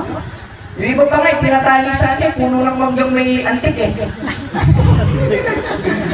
Naranasan ko yung kapitbahay namin, ganun ginawa, kawawa naman. Ito, patawin ko lang sa kwet. Kaya yung mga pastor, nakita natin, mali ang pinagtuturo. Anong ginagawa natin? Sinasabi nila, ginigiba natin. At para maigiba natin, hindi natin yung haplos-haplosin lang. Talagang tawin talaga natin yun. Talagang papaluin talaga natin yun. Dahil yun ang pakikibaka na itinuro ni Kristo sa mga apostol. Kaya isinulat ang 1:13 ng Tito. Na ano? Na ang patutong ito'y tunay, dahil dito, sa wayin mo, may kabagsikan sila. Nung ANC ako, hindi ko alam yan eh. Ngayon sa MCGI, wala na rin yan eh. Kaya tamang-tama yung nasa 17 ng Roma. Kasi tuloy na tayo, nandito na tayo sa MCGI, wala na tayo sa INC, wala na tayo sa Born Again. Ngayon, tara nga dito kapatid na Mago. Dito ka sa, ayan, ito po si kapatid na Mago, yung dating mong relihiyon na bro? MCGI. Oh, dating MCGI. Ngayon, sino nga ang suko ngayon sa MCGI? Daniel Rason. Oh, si Daniel Rason. May natutunan ka ba kay Daniel Rason? Kalimonyo. Patay tayo niyan. Totoo ba yan? Totoo. Oo, sige. Camera ka na ulit. Kaya, yun mga kapatid. Dito naman sa MCGI, naakay ako sa pamamagitan ng lugaw. Dahil yun ang taktik nila ngayon eh. Saktong-sakto dun sa mga unang talata na binasa natin, sa 4:17 ng Galacia, na nagmamalasakit sa hindi mabuting akala. Subalit ang ibig nila ihiwalay kayo upang ipagmalasakit nyo rin sila. Kaya, nung hindi ka pa kaanib sa MCGI, libre lahat. Pero yung kaanib nila sa MCGI, may bayad na maski yung isang butil ng bigas piso. Ganyan ngayon sa MCGI, o hindi ba totoo ito? O magharap-harap tayo dahil rason, hinahabol din sa apalit Pampanga. Nagyayabang ba ako? Hindi. Dahil kaya naman natin ito tindigan dahil nasa atin si Kristo eh. Ang yabang ko naman, bro Jared. Talaga mayabang tayo ngayon dahil nasa Biblia naman yun eh. 58 ng una ng Isayas, sumigaw ka ng malakas, talagang ipagsisigawan ko ito. Natataglang kayo ng tao sa demonyo ang pinagtututuhan nyo, pinaglulunod ng mga tao. Hindi ba totoo yan? Kung yung mga protestante nga nagyayabang-yabang, tayo pa kaya? Tatag tayo ni Kristo, di ba tayo magyayabang? Kung nasa Biblia at referensya naman ang sinasabi natin, na ano, na itong mga kulto na ito ay tatag lamang ng tao. Gaya ng Born Again, gaya ng Baptist, gaya ng MC. Dami nila eh. Talagang natutupad yung nasa 24 ng Mateo eh. Na ano? Sapagkat sa mga huling araw, marami, talagang marami, ang magsisiparitong bulaang Kristo at mga bulaang propeta. Napakadami na ngayon yan. Kaya hindi na tayo magtataka. Nung pagbiyahe ko pa lang dito, nung nakaba, sunod-sunod ang alkansya ni Manalo. Alkansya tawag ko doon sa kapilya nila eh. Kasi yung kapilya nila, kada isang kapilya, malakas dapat ang abo yan doon. Ganoon sa mga Baptist. Dahil hindi pwedeng hindi ka magtatights at magtatights ka doon. Ganoon rin sa mga PMCC. Yung PMCC nga lang, medyo makapal ang mukha. Kasi kahit hindi na membro, pinag-iikapot nila. Ganyan katikindihan mga kapatid ngayon. Lipat tayo sa MCGI. Ang sabi nila sa 3.6 pang Epeso, isa sa paliwanag ni Mr. Soriano, meron ba akong record dito? Wala na. Ayan, wala na palang load. Ayan. Isa sa sinasabi ni Mr. Soriano, naanip eka kami! Kasi tanong ng isang inosenteng Katoliko, Bro Eli, nagtatag po ba kayo ng iglesia? Ang sabi ni Soriano, Sino naman nagsabi sila nagtatag kami? Hindi kami nagtatag, umanip kami. Ganyan si Soriano eh. Sabi nga dito sa 3.6 ng Epeso, Basa kapatid na Daniel. Ang sabi, na ang mga hintil ay tagapagmanat kasangkap ng katawan. Ganyan bumasa si Daniel Rosan eh. Na may bahagi sa pangako na kay Kristo Jesus sa pamamagitan ng Ebanghelyo. O yan, kita mo ay kang kapatid na Daniel. Kaanib tayo. Tanong, kung kaanib kayo, dun sa Iglesia ng Diyos, na sinasabi sa 3.11 ng Epeso, na nasa panukalang walang hanggan, at sa 16.18 ng Mateo, na hindi pa nanaigan ng Hades, sino ang obispo ninyo bago mag-1980s? Wala silang maipakita. Bakit? Dahil wala kay Eli Soriano, atras tayo, nandito na si Nicolas Perez. Ang Iglesia ng Diyos kay Kristo Jesus sa ligid sungay. Sungay ba yun? Sungay pala. Sungay tuloy. Ngayon, pag atras natin, pumunta naman sa Iglesia ni Manalo. Mas mahaba ang sungay. Pag atras kay Iglesia ni Manalo, punta naman sa SDA. Nako, mas ka sungay-sungayan ito. Ngayon, kanino ang punta nila? Si Martin Luther. Sino ba si Martin Luther? Tanong natin kay Google. Ayan. Sino si Martin Luther? Ayan. Who is the father of Protestantism? Ayan. Pakinggan natin. Google na tayo. Ayan. Ayan. Who is the father of Protestantism? Martin Luther. At yung mga anak ni Martin Luther, SDA, Methodist, Iglesia ni Manalo, napunta sa MCGI. Ngayon may bago na naman silang tayong sekta, MCGB. Ano ba yung MCGB? Marami yan eh. Naanib rin ako dyan. Naging ano rin ako dyan sa MCGB. Members Church of God in the Bible ni Ulysses Villamin. Si Ulysses Villamin, ito yung kalib-in ni Soriano sa Brazil. Meron na naman. At sana kami magtatayo rin. Dahil umaklas kami kay Uli. Ang pangalan naman sa amin, Iglesia ng Diyos kay Kristo Jesus sa Laguna. Ang dami na. Kaya natutupad yung sinasabi sa 24:5 ng Mateo na maraming magsisipa rito sa aking pangalan. Tama? Sino nagsabi nun? Si Kristo. Ngayon, natutupad ba ito? Natutupad. Kaalinsabay ng panahong mapanganib sa ika-2 Timoteo 3:1 na maraming magiging maibigin sa salapi. Kaya ang dami na ngayon eh. Ito ang masakit na katotohanan. Napakadami na nila ngayon. Ang dami rin na kay na Katoliko, mga inosente Katoliko, ang dami nilang naakay. Isa na, lalo na itong nakakabwisit na itong born again ba yan? Talagang pating dito eh. Sa lahat ng pinanggigigilan ng relihiyon, ang born again talaga ang nakakagigil sa panluloko. Pagpasensya nyo na mga kapatid yung bunganga ko dahil nasa Biblia naman ito. Ayun. Bakit? Napakadami nilang panluloko. Isa lang sila ng mga doktrina. Kaya nga nung pinakinggan natin ito. Kung pwede nga lang maglabog, dadabog ako ngayon dahil yung sinabi ko kanina ng isang pastor na hindi na daw kailangan ng bautismo ngayon. Hindi yan ang topic natin. Ang topic natin ay MCGI o MCGI. Ngayon, anong sabi ni Soriano? O sagutin natin ang isa sa paratang ni Eli Soriano patungkol sa pananampalataya natin mga Katoliko. Ito yung pinaka-viral. Yung kinukuha ko yung viral eh. Para ano? Para magandang pag-usapan dahil medyo viral. Marami nang nakapanood dun eh. Maaaring marami na rin naloko. Pakinggan natin si Mr. Soriano, mga kapatid, at ito ang kanyang sinasabi. Sabi ng Diyos, huwag kang gagawa ng larawang inanyuan. Sabi ng Diyos. Tama? Anong larawan ang bawal gawin? Ng anumang wangis na nasa langit o nasa lupa o nasa ilalim ng lupa. Huwag mong yuyukuran sila. Huwag mong paglilingkuran sila sapagkat akong Panginoon mong Diyos ay Diyos na mapanagpuguin. Lunuhod ka pa ron as against what God has said.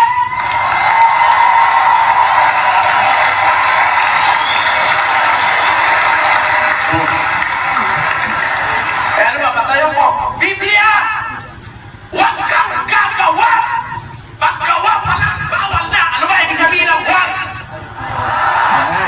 Napakinggan natin mga kapatid ang isa sa mga paratang at pangluloko ni Mr. Soriano sa mga Katoliko. At itong isa pang video na ito, yung naging dahilan, kaya naakay ako sa kanya, oo nga, no? Huwag kong magagawa, pero yung Katoliko, kami, yan, ano talaga. Kaya yung Nazareno sa amin, nung tinapon ko, pagpasensya mga kapatid, no? Kasi, gaya nga ng binasa ko sa 4.4 ng ikalawang Korinto, bulag pa ako noon. Eh, kaya yung mga sacred images, natapon ko yun. Pati yung mga laro-laruan ko ng mga maliliit na mga saints na tigto 200 yung isa noon. Natapon ko nun. Eh, kaya galit na galit sa akin lola ko, pinalayas ko sa akin. Okay naman sana makinig ka kay Soriano. Huwag mo lang ngayon ba kayo si Soriano. Eh, kaya tinapon ko. Eh, pagpasensya nyo na, magalit kayo ha. Hindi naman ay nagawa ko sa hindi pagkaalam at kawalan ng pananampalataya. Ngayon, para hindi tayo maloko ni Soriano, isa sa binabasa niya yung 25 sa isang Exodo. Na ang sabi niya, huwag kang gagawa. Sabi ko siya, nang narawin na yan. Na namangwangis sa itaas, sa lupa, sa ibaba, sa tubig, sa ilalim ng lupa. O, kita mo ka, kapatid na Daniel. Eh, wala namang ibang relihiyon na ganyan. Ang Katoliko lang. Ayun na siya mga Arab eh. Kaya itong Katoliko sa demonyo ito. Ewan ko sa inyo, Soriano. Kaya ba ito totoo? O, nami-misunderstanding lang sila o na-out of context sa pagbasa ng talata. Dahil kung ang konteksto ng 25 sa isang Exodo, huwag ka ng absolutong gagawa ng larawang inanyuan, bakit ang Diyos sa 3 days ng ikalawang kronika, basahin natin, at sa kabalang banalang bahay ay umukit ka ng 2 larawan ng kerubin na binalo sa ginto, pinababalot pa nga sa ginto eh. Bakit nag-utos ang Diyos? Eh, samantalang ang sabi ng Diyos, sa 25 sa isang Exodo, huwag kang gagawa. Hindi di ba't magkakaroon ng kontradiksyon? Ngayon, lahat ba ng ribulto ayon sa Biblia bawal? O ano ang konteksto ng binabasa ni Mr. Soriano sa Exodus? In Hebrew term, ang ibig sabihin nun ay pisel. Sino po nakakaalam? Alam mo, matalino po sa akin ang kasi kasi ako, ano lang naman ako eh. Kumbaga na, walang kwenta yun. Mahirap lang, katunayan, hindi ko alam kung makakauwi pa ako eh. Eh, patunay yun, nasa Diyos tayo. Dahil sabi sa 1.27 ng unang Korinto, ang pinili ng Diyos ang kahinaan at kamambangan ng sanglibutan. Ngayon, yung pinabasa ni Soriano sa 26 hanggang 5 ng Exodo, in Hebrew term is pisel. Ang ibig sabihin, mga Diyos-Diyosan sa Israel. Parang siya, Diyos-Diyosan siya. Kasi ang sabi niya sa 82.1 ng Isaias, kasama daw siya doon. Sabi kasi, aking sinabi, kayo yung mga Diyos, kasama daw siya doon. Kaya ang pakilala niya sa sarili niya, Diyos. Kaya ang asal sa kanya nung iglesia ni Manalo doon sa Davao, bayon na Diyos. Ano ba yung bayon? Baklang Diyos. Ayun ang pang-asal sa kanya sa Davao ni Rizalito Ocampo na kayo matanda na rin doon sa Davao na itiniwalag bilang ministro ng iglesia ni Manalo. Ngayon, kung ang Hebrew term ng 26 ng Exodo ay pisel o mga Diyos-Diyosan sa Israel, ano bang definition ng Diyos-Diyosan sa ayon sa Biblia? Sabi sa 8.4 ng unang Korinto, tungkol sa mga pagkain inihandog sa Diyos-Diyosan, alam naman natin ang mga Diyos-Diyosan ay larawan ng mga bagay na hindi totoo. Tanong mo sa inyo, si Maria ba totoo? Totoo. Trinity ba totoo? Si San Antonio de Padua ba totoo? Eh hindi sila Diyos-Diyosan. Yes. Ngayon si Soriano patay na, totoo ba siya o hindi? O hindi na, ano na siya, kalansay na siya. Eh sino kayo ng Diyos-Diyosan? Yung mga santos ng Katoliko o si Soriano? Kaya Diyos-Diyosan ka talaga, Soriano, pati ikaw Daniel Rosa. Paano ko nasabi? Ito, mapakita ko sa inyo, masukan niyo ako. Napakalinaw nito eh. O hindi pa panggagado dito sa kapwa. Ilalabas ko na sa papel. O yan, kaya niyo magtindigan sa diskusyon nito mga FCGI? Repulpo ni Daniel Rason ito. Anong sabi ng sugo mo? Sa 25 sa isang Exodo, huwag kang gagawa. At ang sinabi na sa pagkatapos, paggawa ka ng bawal na. Bakit kayo meron sa apalit Pampanga? Kaya niyo magtindigan? O ito, nakita pa ni Brumago yan dahil kasama kami sa paggawa nito. Nung piyesta ng Diyos. Kaya ang sabi ko niya kay Brumago, ang una pa lang kasi niyan yung pulis. Sabi ko ba, ayos ng posisyon na to ah. Sabi ko, Brumago, kapag meron dito ribulto ni Rason, lalayas na ako dito. Kinabukasan na pulat ako meron ng ribulto ni Rason. Eh, kala ko ba, Mr. Soriano, sa 25 sa isang Exodo, paggawa pa lang bawal na. Eh, ba't kayo meron? Pag sa amin bawal. Eh, hindi naman Diyos-Diyos anong sabi eh. Well, ang definition ng Diyos-Diyosan, 8.4 ng unang Korinto, mga larawan ng mga bagay na hindi totoo. Kung sinabot natin sila Santa Maria Virgen at mga santos ng Katoliko totoo, Diyos-Diyosan ba sila? Hindi! Pero hindi sila Diyos-Diyosan. Sumasamba ba tayo sa Diyos-Diyosan? Hindi. Dahil wala namang aral ng Iglesia Katolika, Apostolika, Romana na sumampa sa mga santos. Dahil sa atin dito sa isang aklat natin, sa Our Catholic Faith, page 220, nawala na, ang sabi, we do not worship the saint. Ano yung ibig sabihin ng we do not? Hindi natin sinasamba. Tapos kayo, Soriano, sasabihin ko, sumasamba kami. Kayo ang sumasamba. Bakit? Meron kayong repulto ni Rason. Inikot nyo sa apalit Pampanga.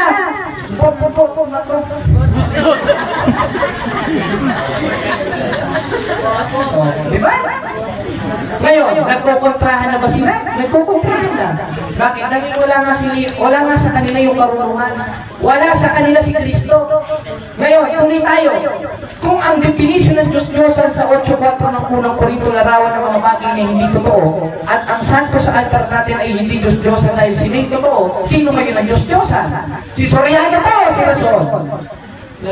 Silang dalawa. Yun, kasi po. Kaya Diyos-Diyosan sila. At ang pakilala ito papakinggan ko sa inyo. Isa sa sinasabi ni Mr. Soriano na siya ay Diyos. Ito, buti may kamera sa pag-log dito.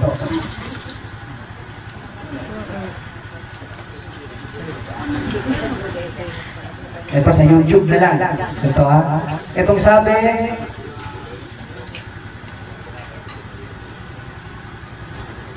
ayan. Meron ditong sinasabi ni Soriano na siya ay Diyos.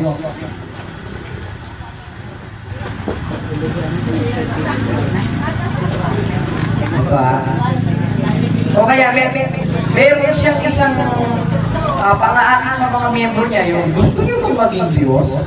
Ito, pakinggan natin.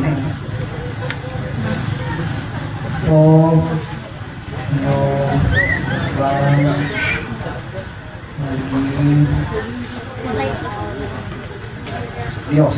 Ayan. Meron siya niyan eh. Ito ba yun? Pakinggan ko lang. Meron siyang tanong, meron dito siya, dahil ito, nasubaybayan ko ito, no, nagkaroon na ako ng duda. Meron siyang sinasabi, ito, papasensya niyo ng mga kapatid. Nandito yun. Ba't nawala na? Hanapin natin. Patay, pinipigilan yata tayo ng spirito ni Soriano para mahanap ito eh. Ito, naglalag eh. Ito yung sinasabi niya, ito ipaparin ko sa inyo. Ayan. Ito yung, yung gusto nyo ba maging Diyos? Ito. Saying God. Ngayon, napapanahon. Wala sa Facebook, wala sa YouTube, pinipigilan tayo eh. Ito. Eli Soriano, gusto niyo bang maging Diyos? Ito, pakinggan natin mga kapatid. Sana nawala nga. Grabe, no? Ipapalabas na lang natin ito dun sa programa natin sa dating kantas kasi hindi natin mahanap. Pero ito, naman napakinggan nyo bro, no? Ito yung proposal niya doon sa mga miyembro niya na ang tema niya, mga kapatid, gusto niyo bang maging Diyos? Yun na siya, Diyos. Kasi ano eh. Yun ang proposal niya sa mga, hindi pa, parang kapusukan naman itong sinasabi ni Mr. Soriano sa mga miyembro niya na parang iniingga, parang si Satanas, ano? Nung inaakit niya si Eva, no? Parang gano'n eh. Gano'n rin si Soriano sa mga miyembro niya, no? Grabe ang puso. Talagang mag-ingat tayo dito kay Mr. Soriano ngayon. Tuloy tayo sa binabasa niya sa 8.4 sa 25 sa Islang Exodo na huwag kang gagawa ng larawang inanyuan. Ngayon, kung ang definition ng mga Diyos-Diyosan sa Biblia, larawan ng mga bagay na hindi totoo, therefore, ang ating mga santos ay hindi mga Diyos-Diyosan. Ngayon, paano hindi kayo sumasamba? Ganun pa sa Soriano, niluluhuran nyo na, mga ano kayo, mga mangmang. Yung sinasabi, nagmumurape. Mga talagang talagang mga ano kayo. Yun ang sinasabi ni Mr. Soriano. Ngayon, lahat ba ng pagluhod, pagsamba, baka antok na kayo mga kapatid. Ano? Tatapusin na agad natin ito. Meron pa tayo isang video ano eh. Tapusin muna natin yung kay Soriano. Ngayon, lahat ba ng pagluhod ay pagsamba? Hindi. Kasi kung lahat ng pagluhod pagsamba, merong tindahan sa akin ng ulam. Ang liit lang, paano ka makabili? Kailangan mong lumuhod. Ngayon, kung wala nang bilihan ng ulam si Soriano, paano siya kakain? Kasi dahil para makibili ka, kailangan ng lumuhod. Hindi ibig sabihin pala, sasamba ka sa gulay, sasamba ka sa tinola. Hindi, dahil hindi lahat ng pagluhod ay pagsamba. Dahil ang ginawa ni Propeta Josue sa 7 sa Islang Josue, at kanyang ginabak ang kanyang damit at nagpatira pa sa kaba ng Panginoon. Tanong, ano ba ang katuruan ng mga apostol tungkol sa kaba ng Panginoon? Sabi sa 9.5 ng Hebreo, may larawang inanyuan. Kung si Josue ay nagpatira pa sa larawang inanyuan, sumasama ba siya o hindi? Hindi. Dahil hindi lahat ng pagluhod ay pagsamba. Kaya siya nagpatira pa dahil banal yun at gayon rin ang ginagawa ng Iglesia Katolika, Apostolika Romana, hindi para sambahin, kundi para respituhin. Palakpakan natin ang Panginoon ng kapatid. Klaro ni. Ba't kayo kahit pinoprosesyon? Ba't kayo nagpo-prosesyon rin? Huwag din natin. Ito ang prosesyon ng Iglesia ni Soriano, mga kapatid. Ito na yung isa, yung picture na pinakita ko, may karosa pa, nakalagay yan, no? Fiesta ng Diyos. Sino yung Diyos dyan? Ayan, no? Si Rason. Ay, tingnan nyo, Fiesta ng Diyos. Hindi ba tayo pag may mga karosa, may mga pangalan, halimbawa, Santa Maria. Yung si Santa Maria nandito, nakalagay sa kanya na Diyos. Hindi ibig sabihin, Diyos pala nila ito. Nako, sino sumasamba ngayon sa Diyos-Diyosan? At ngayon, biblical ba ang pagpapresisyon o isa mga uri yun ng pagsamba? Kasi kung uri ng pagsamba yun, ibig sabihin pala sila Propeta Josue na pinagkakatiwalaan ng Panginoon ng Propeta, sumasamba pala sa Diyos-Diyosan. Bakit? Sa isa-isa ng Josue, binuhat nila ang kabar ng Panginoon at iniligid sa bayan. Ano yun? According sa ating tradisyon, prosgitsa na ikalawang Tesalonika, yun ay posisyon. Pagsamba ba yun o hindi? Hindi. Kasi kung pagsamba yun, magkakaroon ng kontradiksyon. At kinukontra ng Diyos ang sarili niya. Dahil yung mismong propetang isinugon niya, ay hinahayaan niya palang sumamba sa Diyos-Diyosan na yun ang kabanantipan. At ang nakapaloob sa kabanantipan, sa 9.5 of Book of Hebrew ay mayroong dalawang larawang inanyuan o larawan ng cherubim. Kaya hindi lahat ng pagluhod pagsamba at hindi lahat ng pagpupurisyon ay pagsamba. Yung pagsamba, ito ginagawa ninyo. Dahil kayo na mismo nagpangalan, Diyos yan. So kaya nyo magtintigan ito mga MCGA, mga MCGI. Kaya nyo magtintigan ito, Daniel Rason, na ngayon nagtatago ko sa aparator. Hindi. Bakit? Dahil kung sa mga kapatid pa lang wala ka ng pagmamalasakit, sa mga kaluluwa pa kaya ng inaakay mo, may malasakit ka. O ngayon, hindi menta niyo ako. Ang tingin niyo ako, mga Iglesia ni Soriano at INC, okay lang. Hindi niyo naman maigi pa Iglesia Katolika, Apostolika Romana. Totoo ba yan o hindi? Totoo. Dahil ang tagal na natin, may kumiba ba sa atin? Wala. Sila ang nagiba. Kaya nga ang tanong ko sa sarili ko noon, kung sila ang tunay na iglesia ng Diyos na naanib sa 3:6 ng Efeso, bakit pinanaigan sila ni Daniel Rason? Dahil ngayon si Daniel Rason kinokontra na ang tito niya si Eli Soriano, o tita niya si Eli Soriano. Kinokontra niya ni.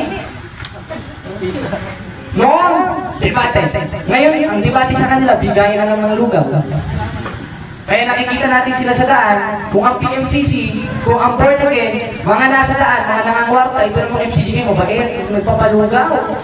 Pero ingat kayo. Dahil yun yung sinasabi sa 4:17 ng Galacia, dahil hindi naman yun ang utos ni Cristo eh. Dahil ang utos ni Cristo sa 28:19 ng Mateo, yumaon kayo sa bawat bansa't gumawa ng alagad, at sila'y inyong bautismuhan sa pangalan ng Ama, Anak at Espiritu Santo, na ituro nyo sa kanilang ganapin ang lahat ng mga bagay na inutos ko sa inyo. Hindi sinabi na ituro nyo sa kanilang magluto ng lugaw, ipasalubong sa mga nagtatricycle at panibin. Talaga naman ito. O diba? Baka inaantong na kayo mga kapatid. Hindi ba ba? Ngayon, totoo ba ang Iglesia Katolika, Apostolika, Romana ay sumasamba sa repulto? Nasagot na natin, hindi. Ngayon, kung ang sinasabi ni Soriano ay paggawa palang bawal na, ang tanong ko sa kanila, ulitin natin, kasi tulog na yun, di ba? Makikita ko, gumising lang rin ngayon. Bakit ang Diyos nagpagawa ng larawan? At hindi lang isang beses ito, maraming beses ito. Basahin natin ang sa 6:29 ng unang hari, ang sabi, at kanyang inukita ng panig ng bahay na mga inukit ng larawan ng mga kerubin. Ano, ipinatuloy ba ito ni Kristo sa panahon ng Kristiyano? Hindi.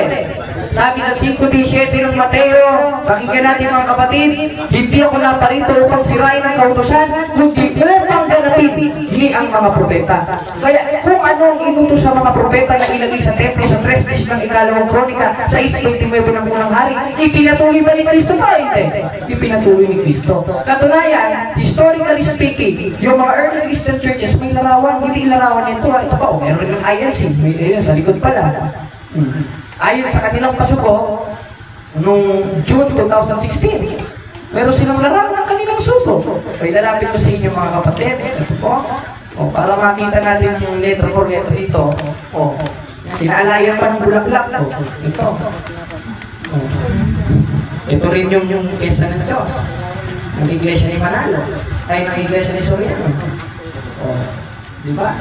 O, para hindi kayo maitulay. Naantok na kayo. Ayan, ito pa. Diba? Hindi mo magluloko ito sa kapwa.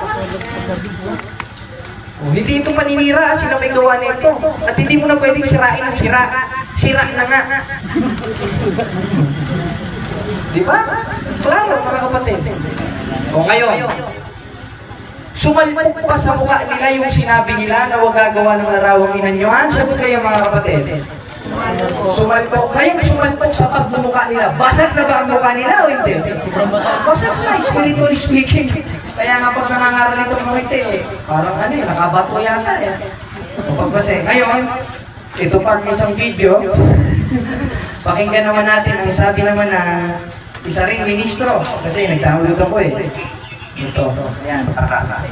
Mga kaibigan, ng mga tao'y iba na sinunod, iba ng aral na pinakinggan, ipinagpaunan ko ng mga apostol. Magaganap ang pagtalikod. Ang sabi ng Apostol Pablo, sa mga huling panahon, ang iba'y magsisitalikod sa pananampalataya, mahihikayat na sumunod. Hindi na po sa aral ng Diyos. Hindi na sa aral na itinaguyod ng ating Panginoon Kristo ng mga apostol, kundi sa aral na po ng demonyo. Ano po ang ilan sa mga ibinigay ng halimbawa na hindi po aral ng Diyos, kundi aral ng kalaban ng Diyos. Ang sabi, silang wika'y magbabawal ng mag-asawa. Yan po'y natupad sa Iglesia Katolika Romana sa kanilang mga pare. At ang pagbabawal ng pagkain ng lamangkati o karne, natupad pa rin yan sa Iglesia Katolika Romana sa kanilang pagbabawal sa kanilang mga miyembro ng pagkain ng lamangkati o karne. Lalo na nga sa panahon kung tawagin nila ay Biyernes Santo. At iba pang mga aral na itinataguyod sa loob ng Iglesia Katolika na hindi lang mula sa Biblia kundi laban sa pagtuturo. Ayan. Napakinggan natin ang isa nilang ministro na isa rin gwapo. Sinasabi nila, kinatuparan daw ng 4:1 ng unang Timoteo ay ang Iglesia Katolika Apostolika Romana.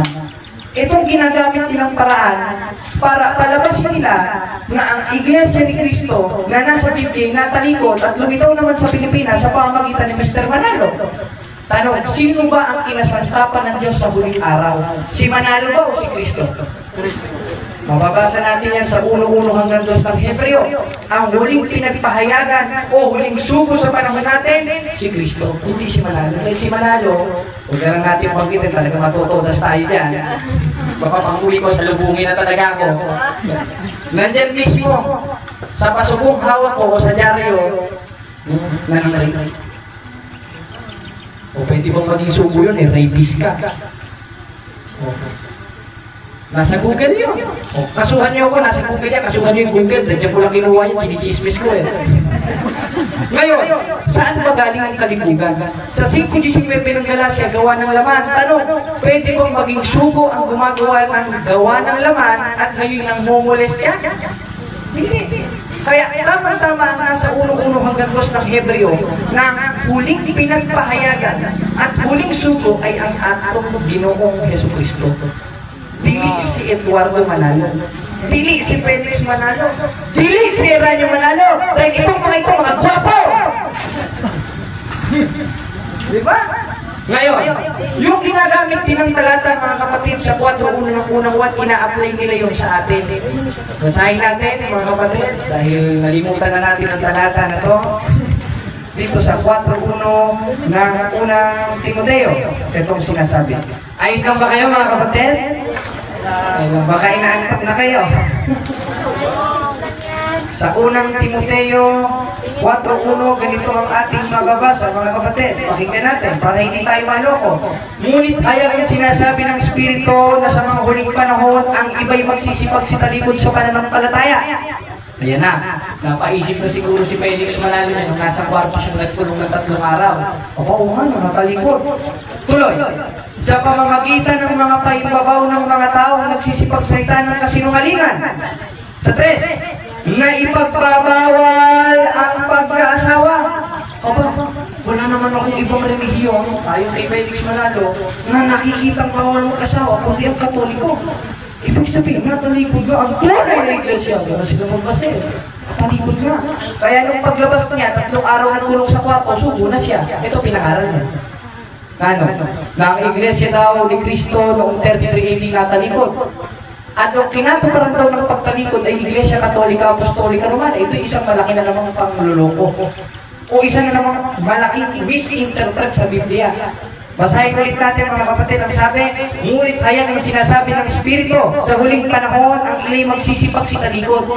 Ayon ba sa binasa ko, lahat ba'y magsisipag si talikod o ilan? Ilan? Ibig sabihin, hindi natalikod ang iglesia nasa Biblia. Dahil ang sabi ni Cristo, 28:20 ng Mateo, siya'y suma sa ating palagi. At bukod doon, sa 3:11 ng Efeso, nasa panukalang walang hanggan. At sabi sa 1:18 ng Colosas, siyang ulo ng katawan sa makatigbagi ng iglesia. Sino? Si Cristo. Ngayon si Cristo ang ulo ng iglesia, ito'y natalikod. Ang Cristo pala ng iglesia ni Manalo, talikod ang katawan, balikod ang ulo. Diba?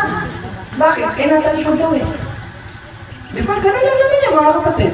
Kung natalikod, anong itsura ng Kristo nila? Hindi ba't baliktad ang ulo? Diba? Nakakatakot ito. So, isa pa itong katakutan natin. Yung mga uri ng Kristo ng mga protestante. Dahil nung una natin binasa, yung Kristo ng born again, ulo lang. Kasi ayaw nila ng katawan eh.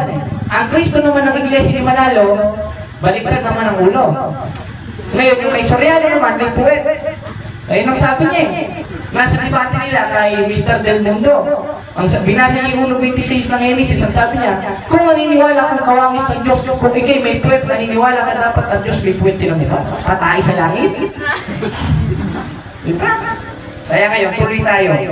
Dito sa ating nabasa, mga kapatid, sa 4:1 ng unang Timoteo, sino ba o ano ba yung tumalikod? Lahat ba'y natalikod o ang ilan ay nagsipagsitallikod? Yung ilan.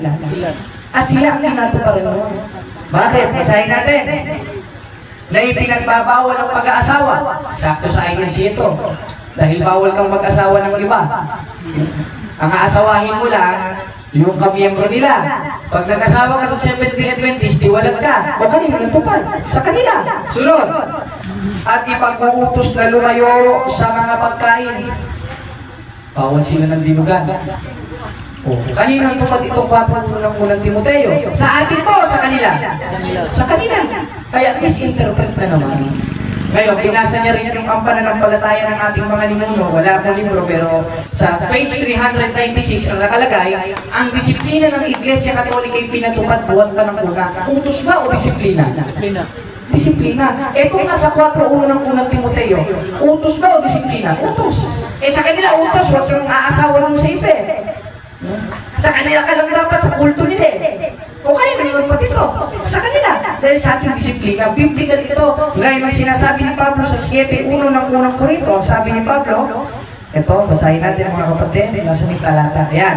At tungkol sa mga bagay na isinusulat ninyo sa akin, mabuti sa lalaki, huwag mo nang humipo sa babae. Duruin mo, pari ka, may asawa ka, manganganak na asawa mo, turing mo yung mas. Maasikaso mo pa ba yun? Hindi na. Kaya meron tayong disiplina sa simbahan dahil yun ang utos sa 14:40 ng unang Korinto. Nagawin ninyong may karapatan at may kaayusan. At isa doon sa kaayusan at sa disiplina, hindi mo na pinihintulutan ang mga pare mag-asawa. Dahil kung may asawa, ano maasikaso mo yun? Doble-doble na.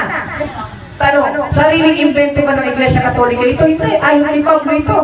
E di ibig sabihin pala, ayon pala sa Iglesia ni Manalos, sa demonyo pala si Apostol Pablo. Ay, hindi. Dahil napakarino sa talatang binasa natin sa 7:1 ng unang Korinto, tungkol sa mga bagay na isinulat nyo sa akin, mabuti sa lalaki, huwag mo nang humipo sa babae. Wala ko, bumago at parang yung sama ng tingin mo sa akin. Binasa ko lang itong talata, parang nakaano ka na sa akin, nakasunod na. Ito sabi ni Pablo mabuti sa lalaki, huwag mo nang humipo sa babae. Ngayon, disiplina mo ba ito? Utos. Disiplina. Kaya may nakita nga akong kanta dyan. Dyan sa disiplina na yan, alam niyo ba yung kantang ano? Ikaw ba yata may alam yung tukong promago? Hindi bro. Hindi mo ba alam? Hindi ko rin alam Yung kanta na tungkol sa disiplina yun Wala, hindi ko na-record. Sayang mga kapatid, kakanta ulit sana tayo Kaya, ngayon, napatunayan natin mga kapatid, na ang pinatuparan ng 4:1 ng unang Timoteo ay ang Iglesia ni Manalo. Ngayon, baka napapagod na kayo, baka naiinip na kayo sa akin mga kapatid, baka inaantok na kayo, maaari na natin tapusin ito. Kaya ba kaya hindi?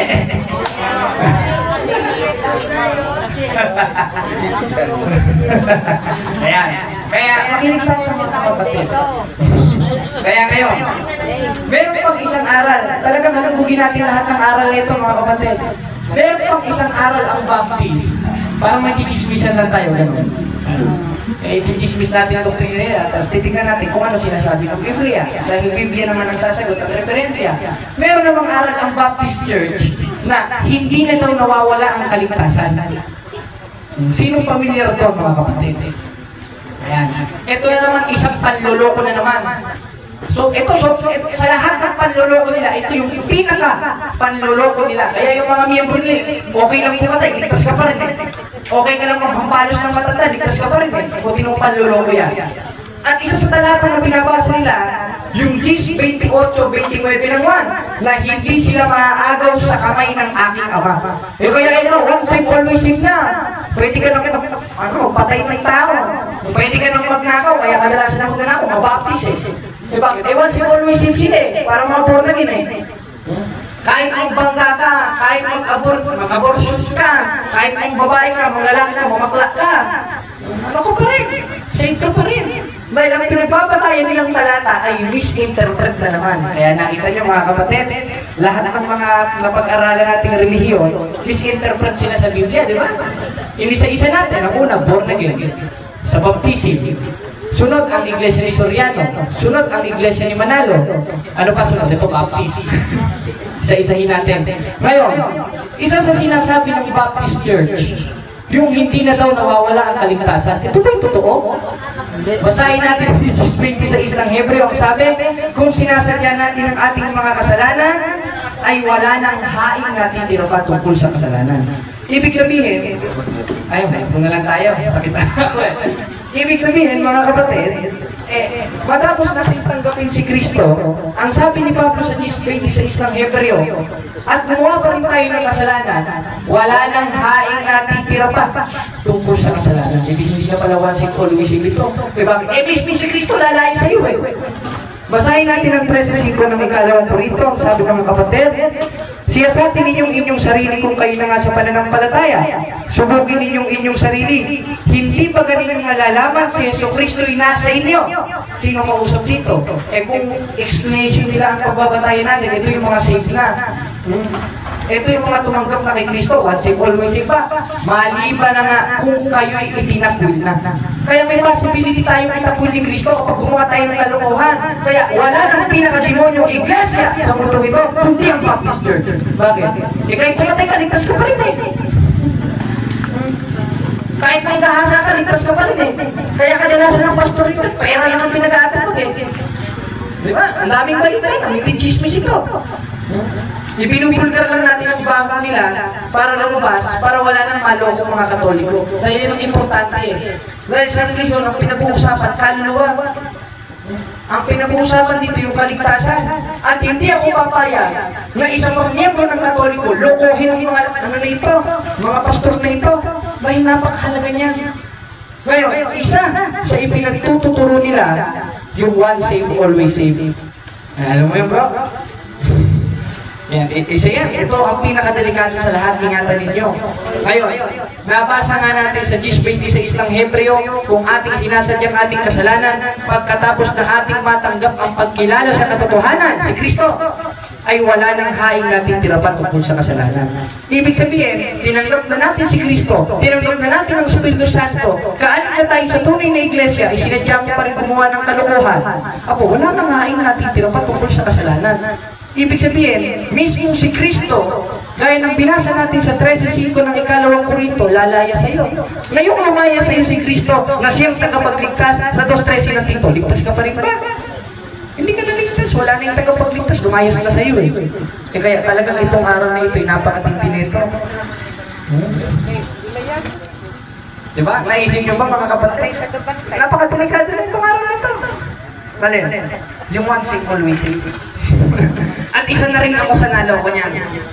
Kaya yung pinangangaral ko dito sa daan, alam niyo po ba, pag tinanggap niyo si Kristo, ligtas na po kayo. Totoo po. Opo, kasi ang Diyos, pag nagkasala kayo, papaluin lang kayo. Ako, panluloko na naman yan. Bakit? Dahil ayon mismo sa 13:5 ng ikalawang Korinto, maliban na nga kung kayo itinakwil na. Sa papaanong paraan?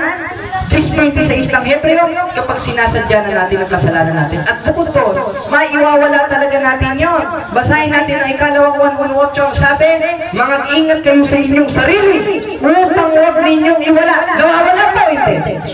Nawawala, kaya huwag niyong iwala Hindi naman sasabihin, huwag niyong iwala kung hindi nawawala. Alin? Yung aming pinagpagalan. At yung pinagpagalan, yung kautusan na itinuturo sa atin ng mga apostol na sa 15 ng unang Korinto, sa pamamagitan naman ito, ligtas kayo. Nawawala po, hindi. Nawawala. Kaya ganyang kadelikado yung doktrina na ito, mga kapatid. Mag-ingat kayo. Sinasabi ko na lahat, dahil bukas uwi na ako. Sinasabi ko na lahat, para hindi tayo maloko. Ang agal na ng protestante dito sa Pilipinas, hindi pa rin maalis. Bakit? Naloloko tayo mga kapatid Dahil din sa mga doktrina nilang nakakatakot, aral ng demonyo. Napag-twist nila sa talata, sukat mo, palabasin si Kristo, tao lang. Wala pa nga pasimula, nandun Saan ko pa naman nakakita ng tao lang kung meron yung walang pasimula. Kasama na nga ng Diyos, nasa kanan na nga ng Diyos Bata magkakmay ng Latino. Mga sa eskwelahan, gamit. Yun. At sabi rin sa 6:6 ng unang Timoteo, walang nakakalapit sa Diyos na tao. Kaya nga, hindi ko nasabi kanina, kung walang makakalapit na Diyos sa tao, ayon kay Pablo, bakit si Kristo nakalapit sa Diyos? Dahil hindi siya tao Diyos siya Kaya nung magkatawang tao siya, sabi sa 2:9 ng Kolosas, nananahan sa kanya, likas na kalagayan ng pagka-Diyos na siyang maging tao. Ngayon, balik tayo sa tema. Pupunta na lang tayo ng Indoro niya. Totoo bang naiwawala ang kaligtasan? Letra por letra nabasa natin mga kapatid sa ikalawang 1:8, Na ano? Na mag-ingat kayo sa inyong sarili upang huwag ninyong iwala. Kaya sinabing huwag iwala kasi nga iwawala. Palakpakan natin ang Panginoon, mga kapatid. At nabulgar natin, itong mga relihiyon na to, pinagloloko tayong mga Katoliko. Ang tagal na. Nag-umpisa dito kay Martin Luther. Nagsimula kay Manalo. Natapos kay Soriano. Ngayon meron na naman mga bagong kulto. Pinagtuturo itong mga turo na ito. Mga ano talaga kayo? Sobra na kayo. Di ba? Anong masasabi niyo, ata? May ano ba? Nakinig naman ba kayo, mga kapatid? Taas mo ng kamay nung nakinig. Ayun, ngayon, magtatanong ako sa inyo. Taas kayo ng kamay. Ayan, ito si ate. Ayan, ano po ang inyong natutunan? Ang natutunan ko, hindi tayo magpapaloko sa mga ibang sikta. Doon. Palakpakan natin si ate, mga kapatid. Ayan. Ayun lang, ganun lang kadali, mga kapatid. Madali lang natin madedebunk itong mga pastor na ito. Itong mga ministro-ministruhan na ito na wala na ng otorisasyon na nanloloko ng Katoliko. Ngayon, naiwawala ba ang kaligtasan? Sagot kayo, mga kapatid.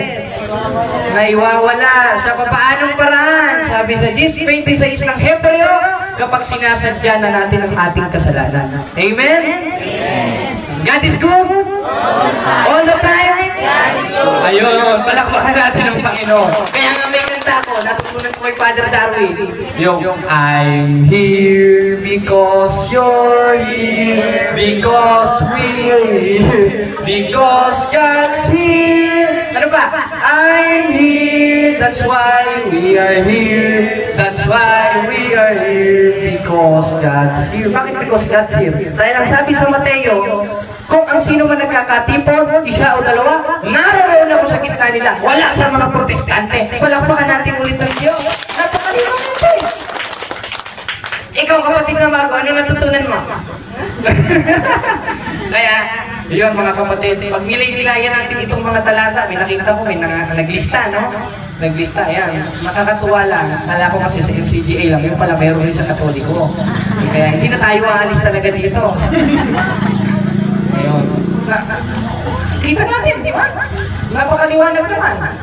Nagsasalita sila, yung mga protestante, si Soriano, sinasagot ng Biblia. Hindi naman sinasagot ni Brother Jared. Dahil hindi naman sa ating karunungan ito. Karunungan ng Diyos ito.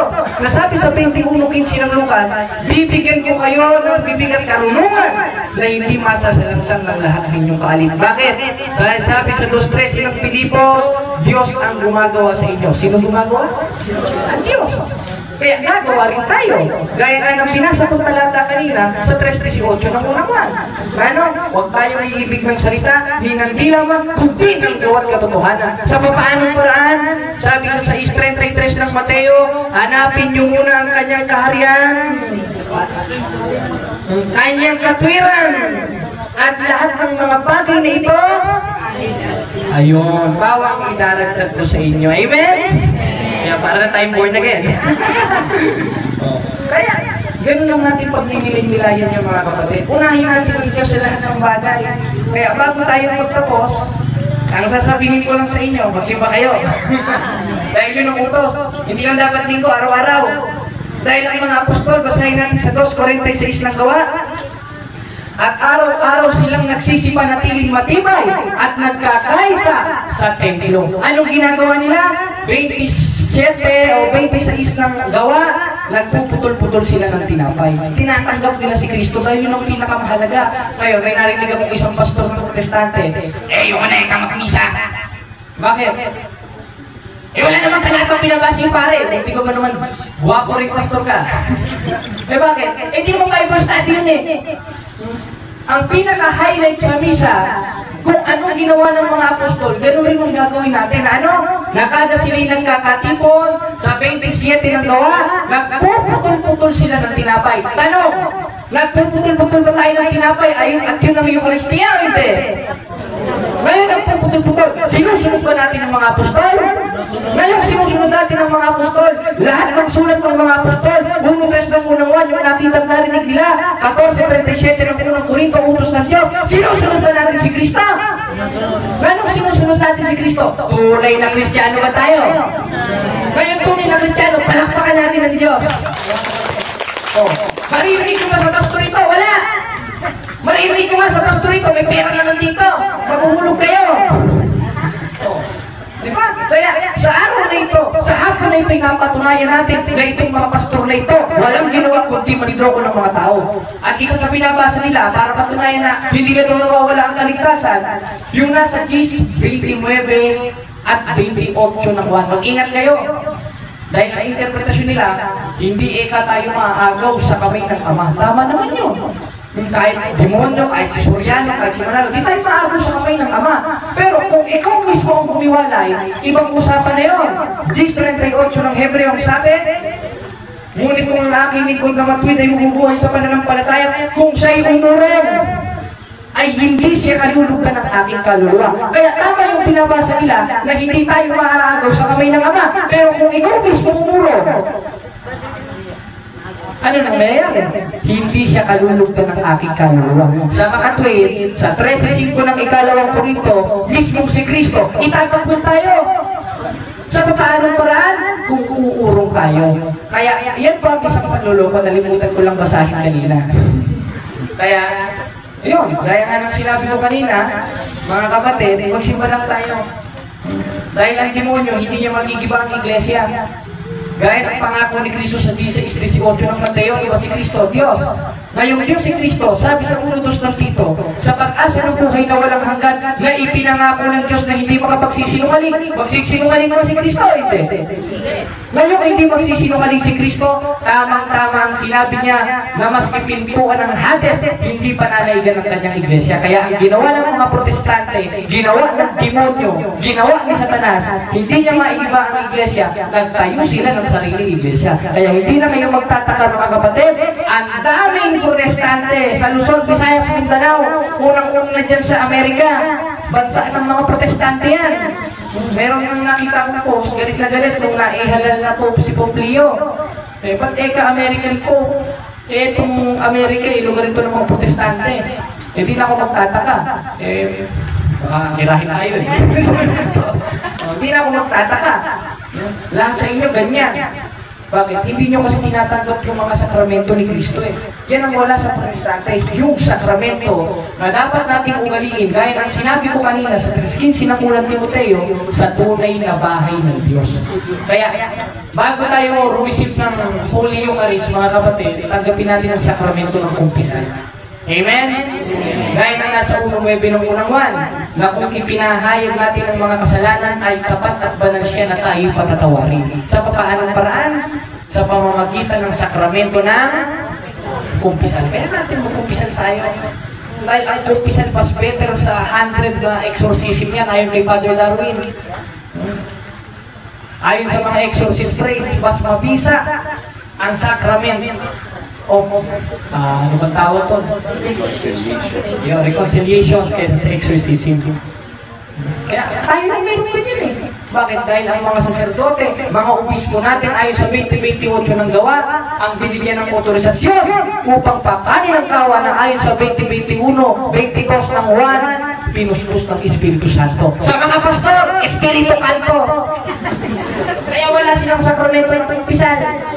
O naninira ba ako? Talaga ng Espiritu Santo itong mga pastor dito O sa atin ang meron yan. Bakit? Dahil nasa atin si Kristo. Tatag tayo ni Kristo. Amen? Ug inyo nang nabati ang mga kamatuoran dinhi ning atong tulumanon. Kay usay kamatuoran. Ako lang hinaot nga daghang kamog nakatunan. Daghang salamat.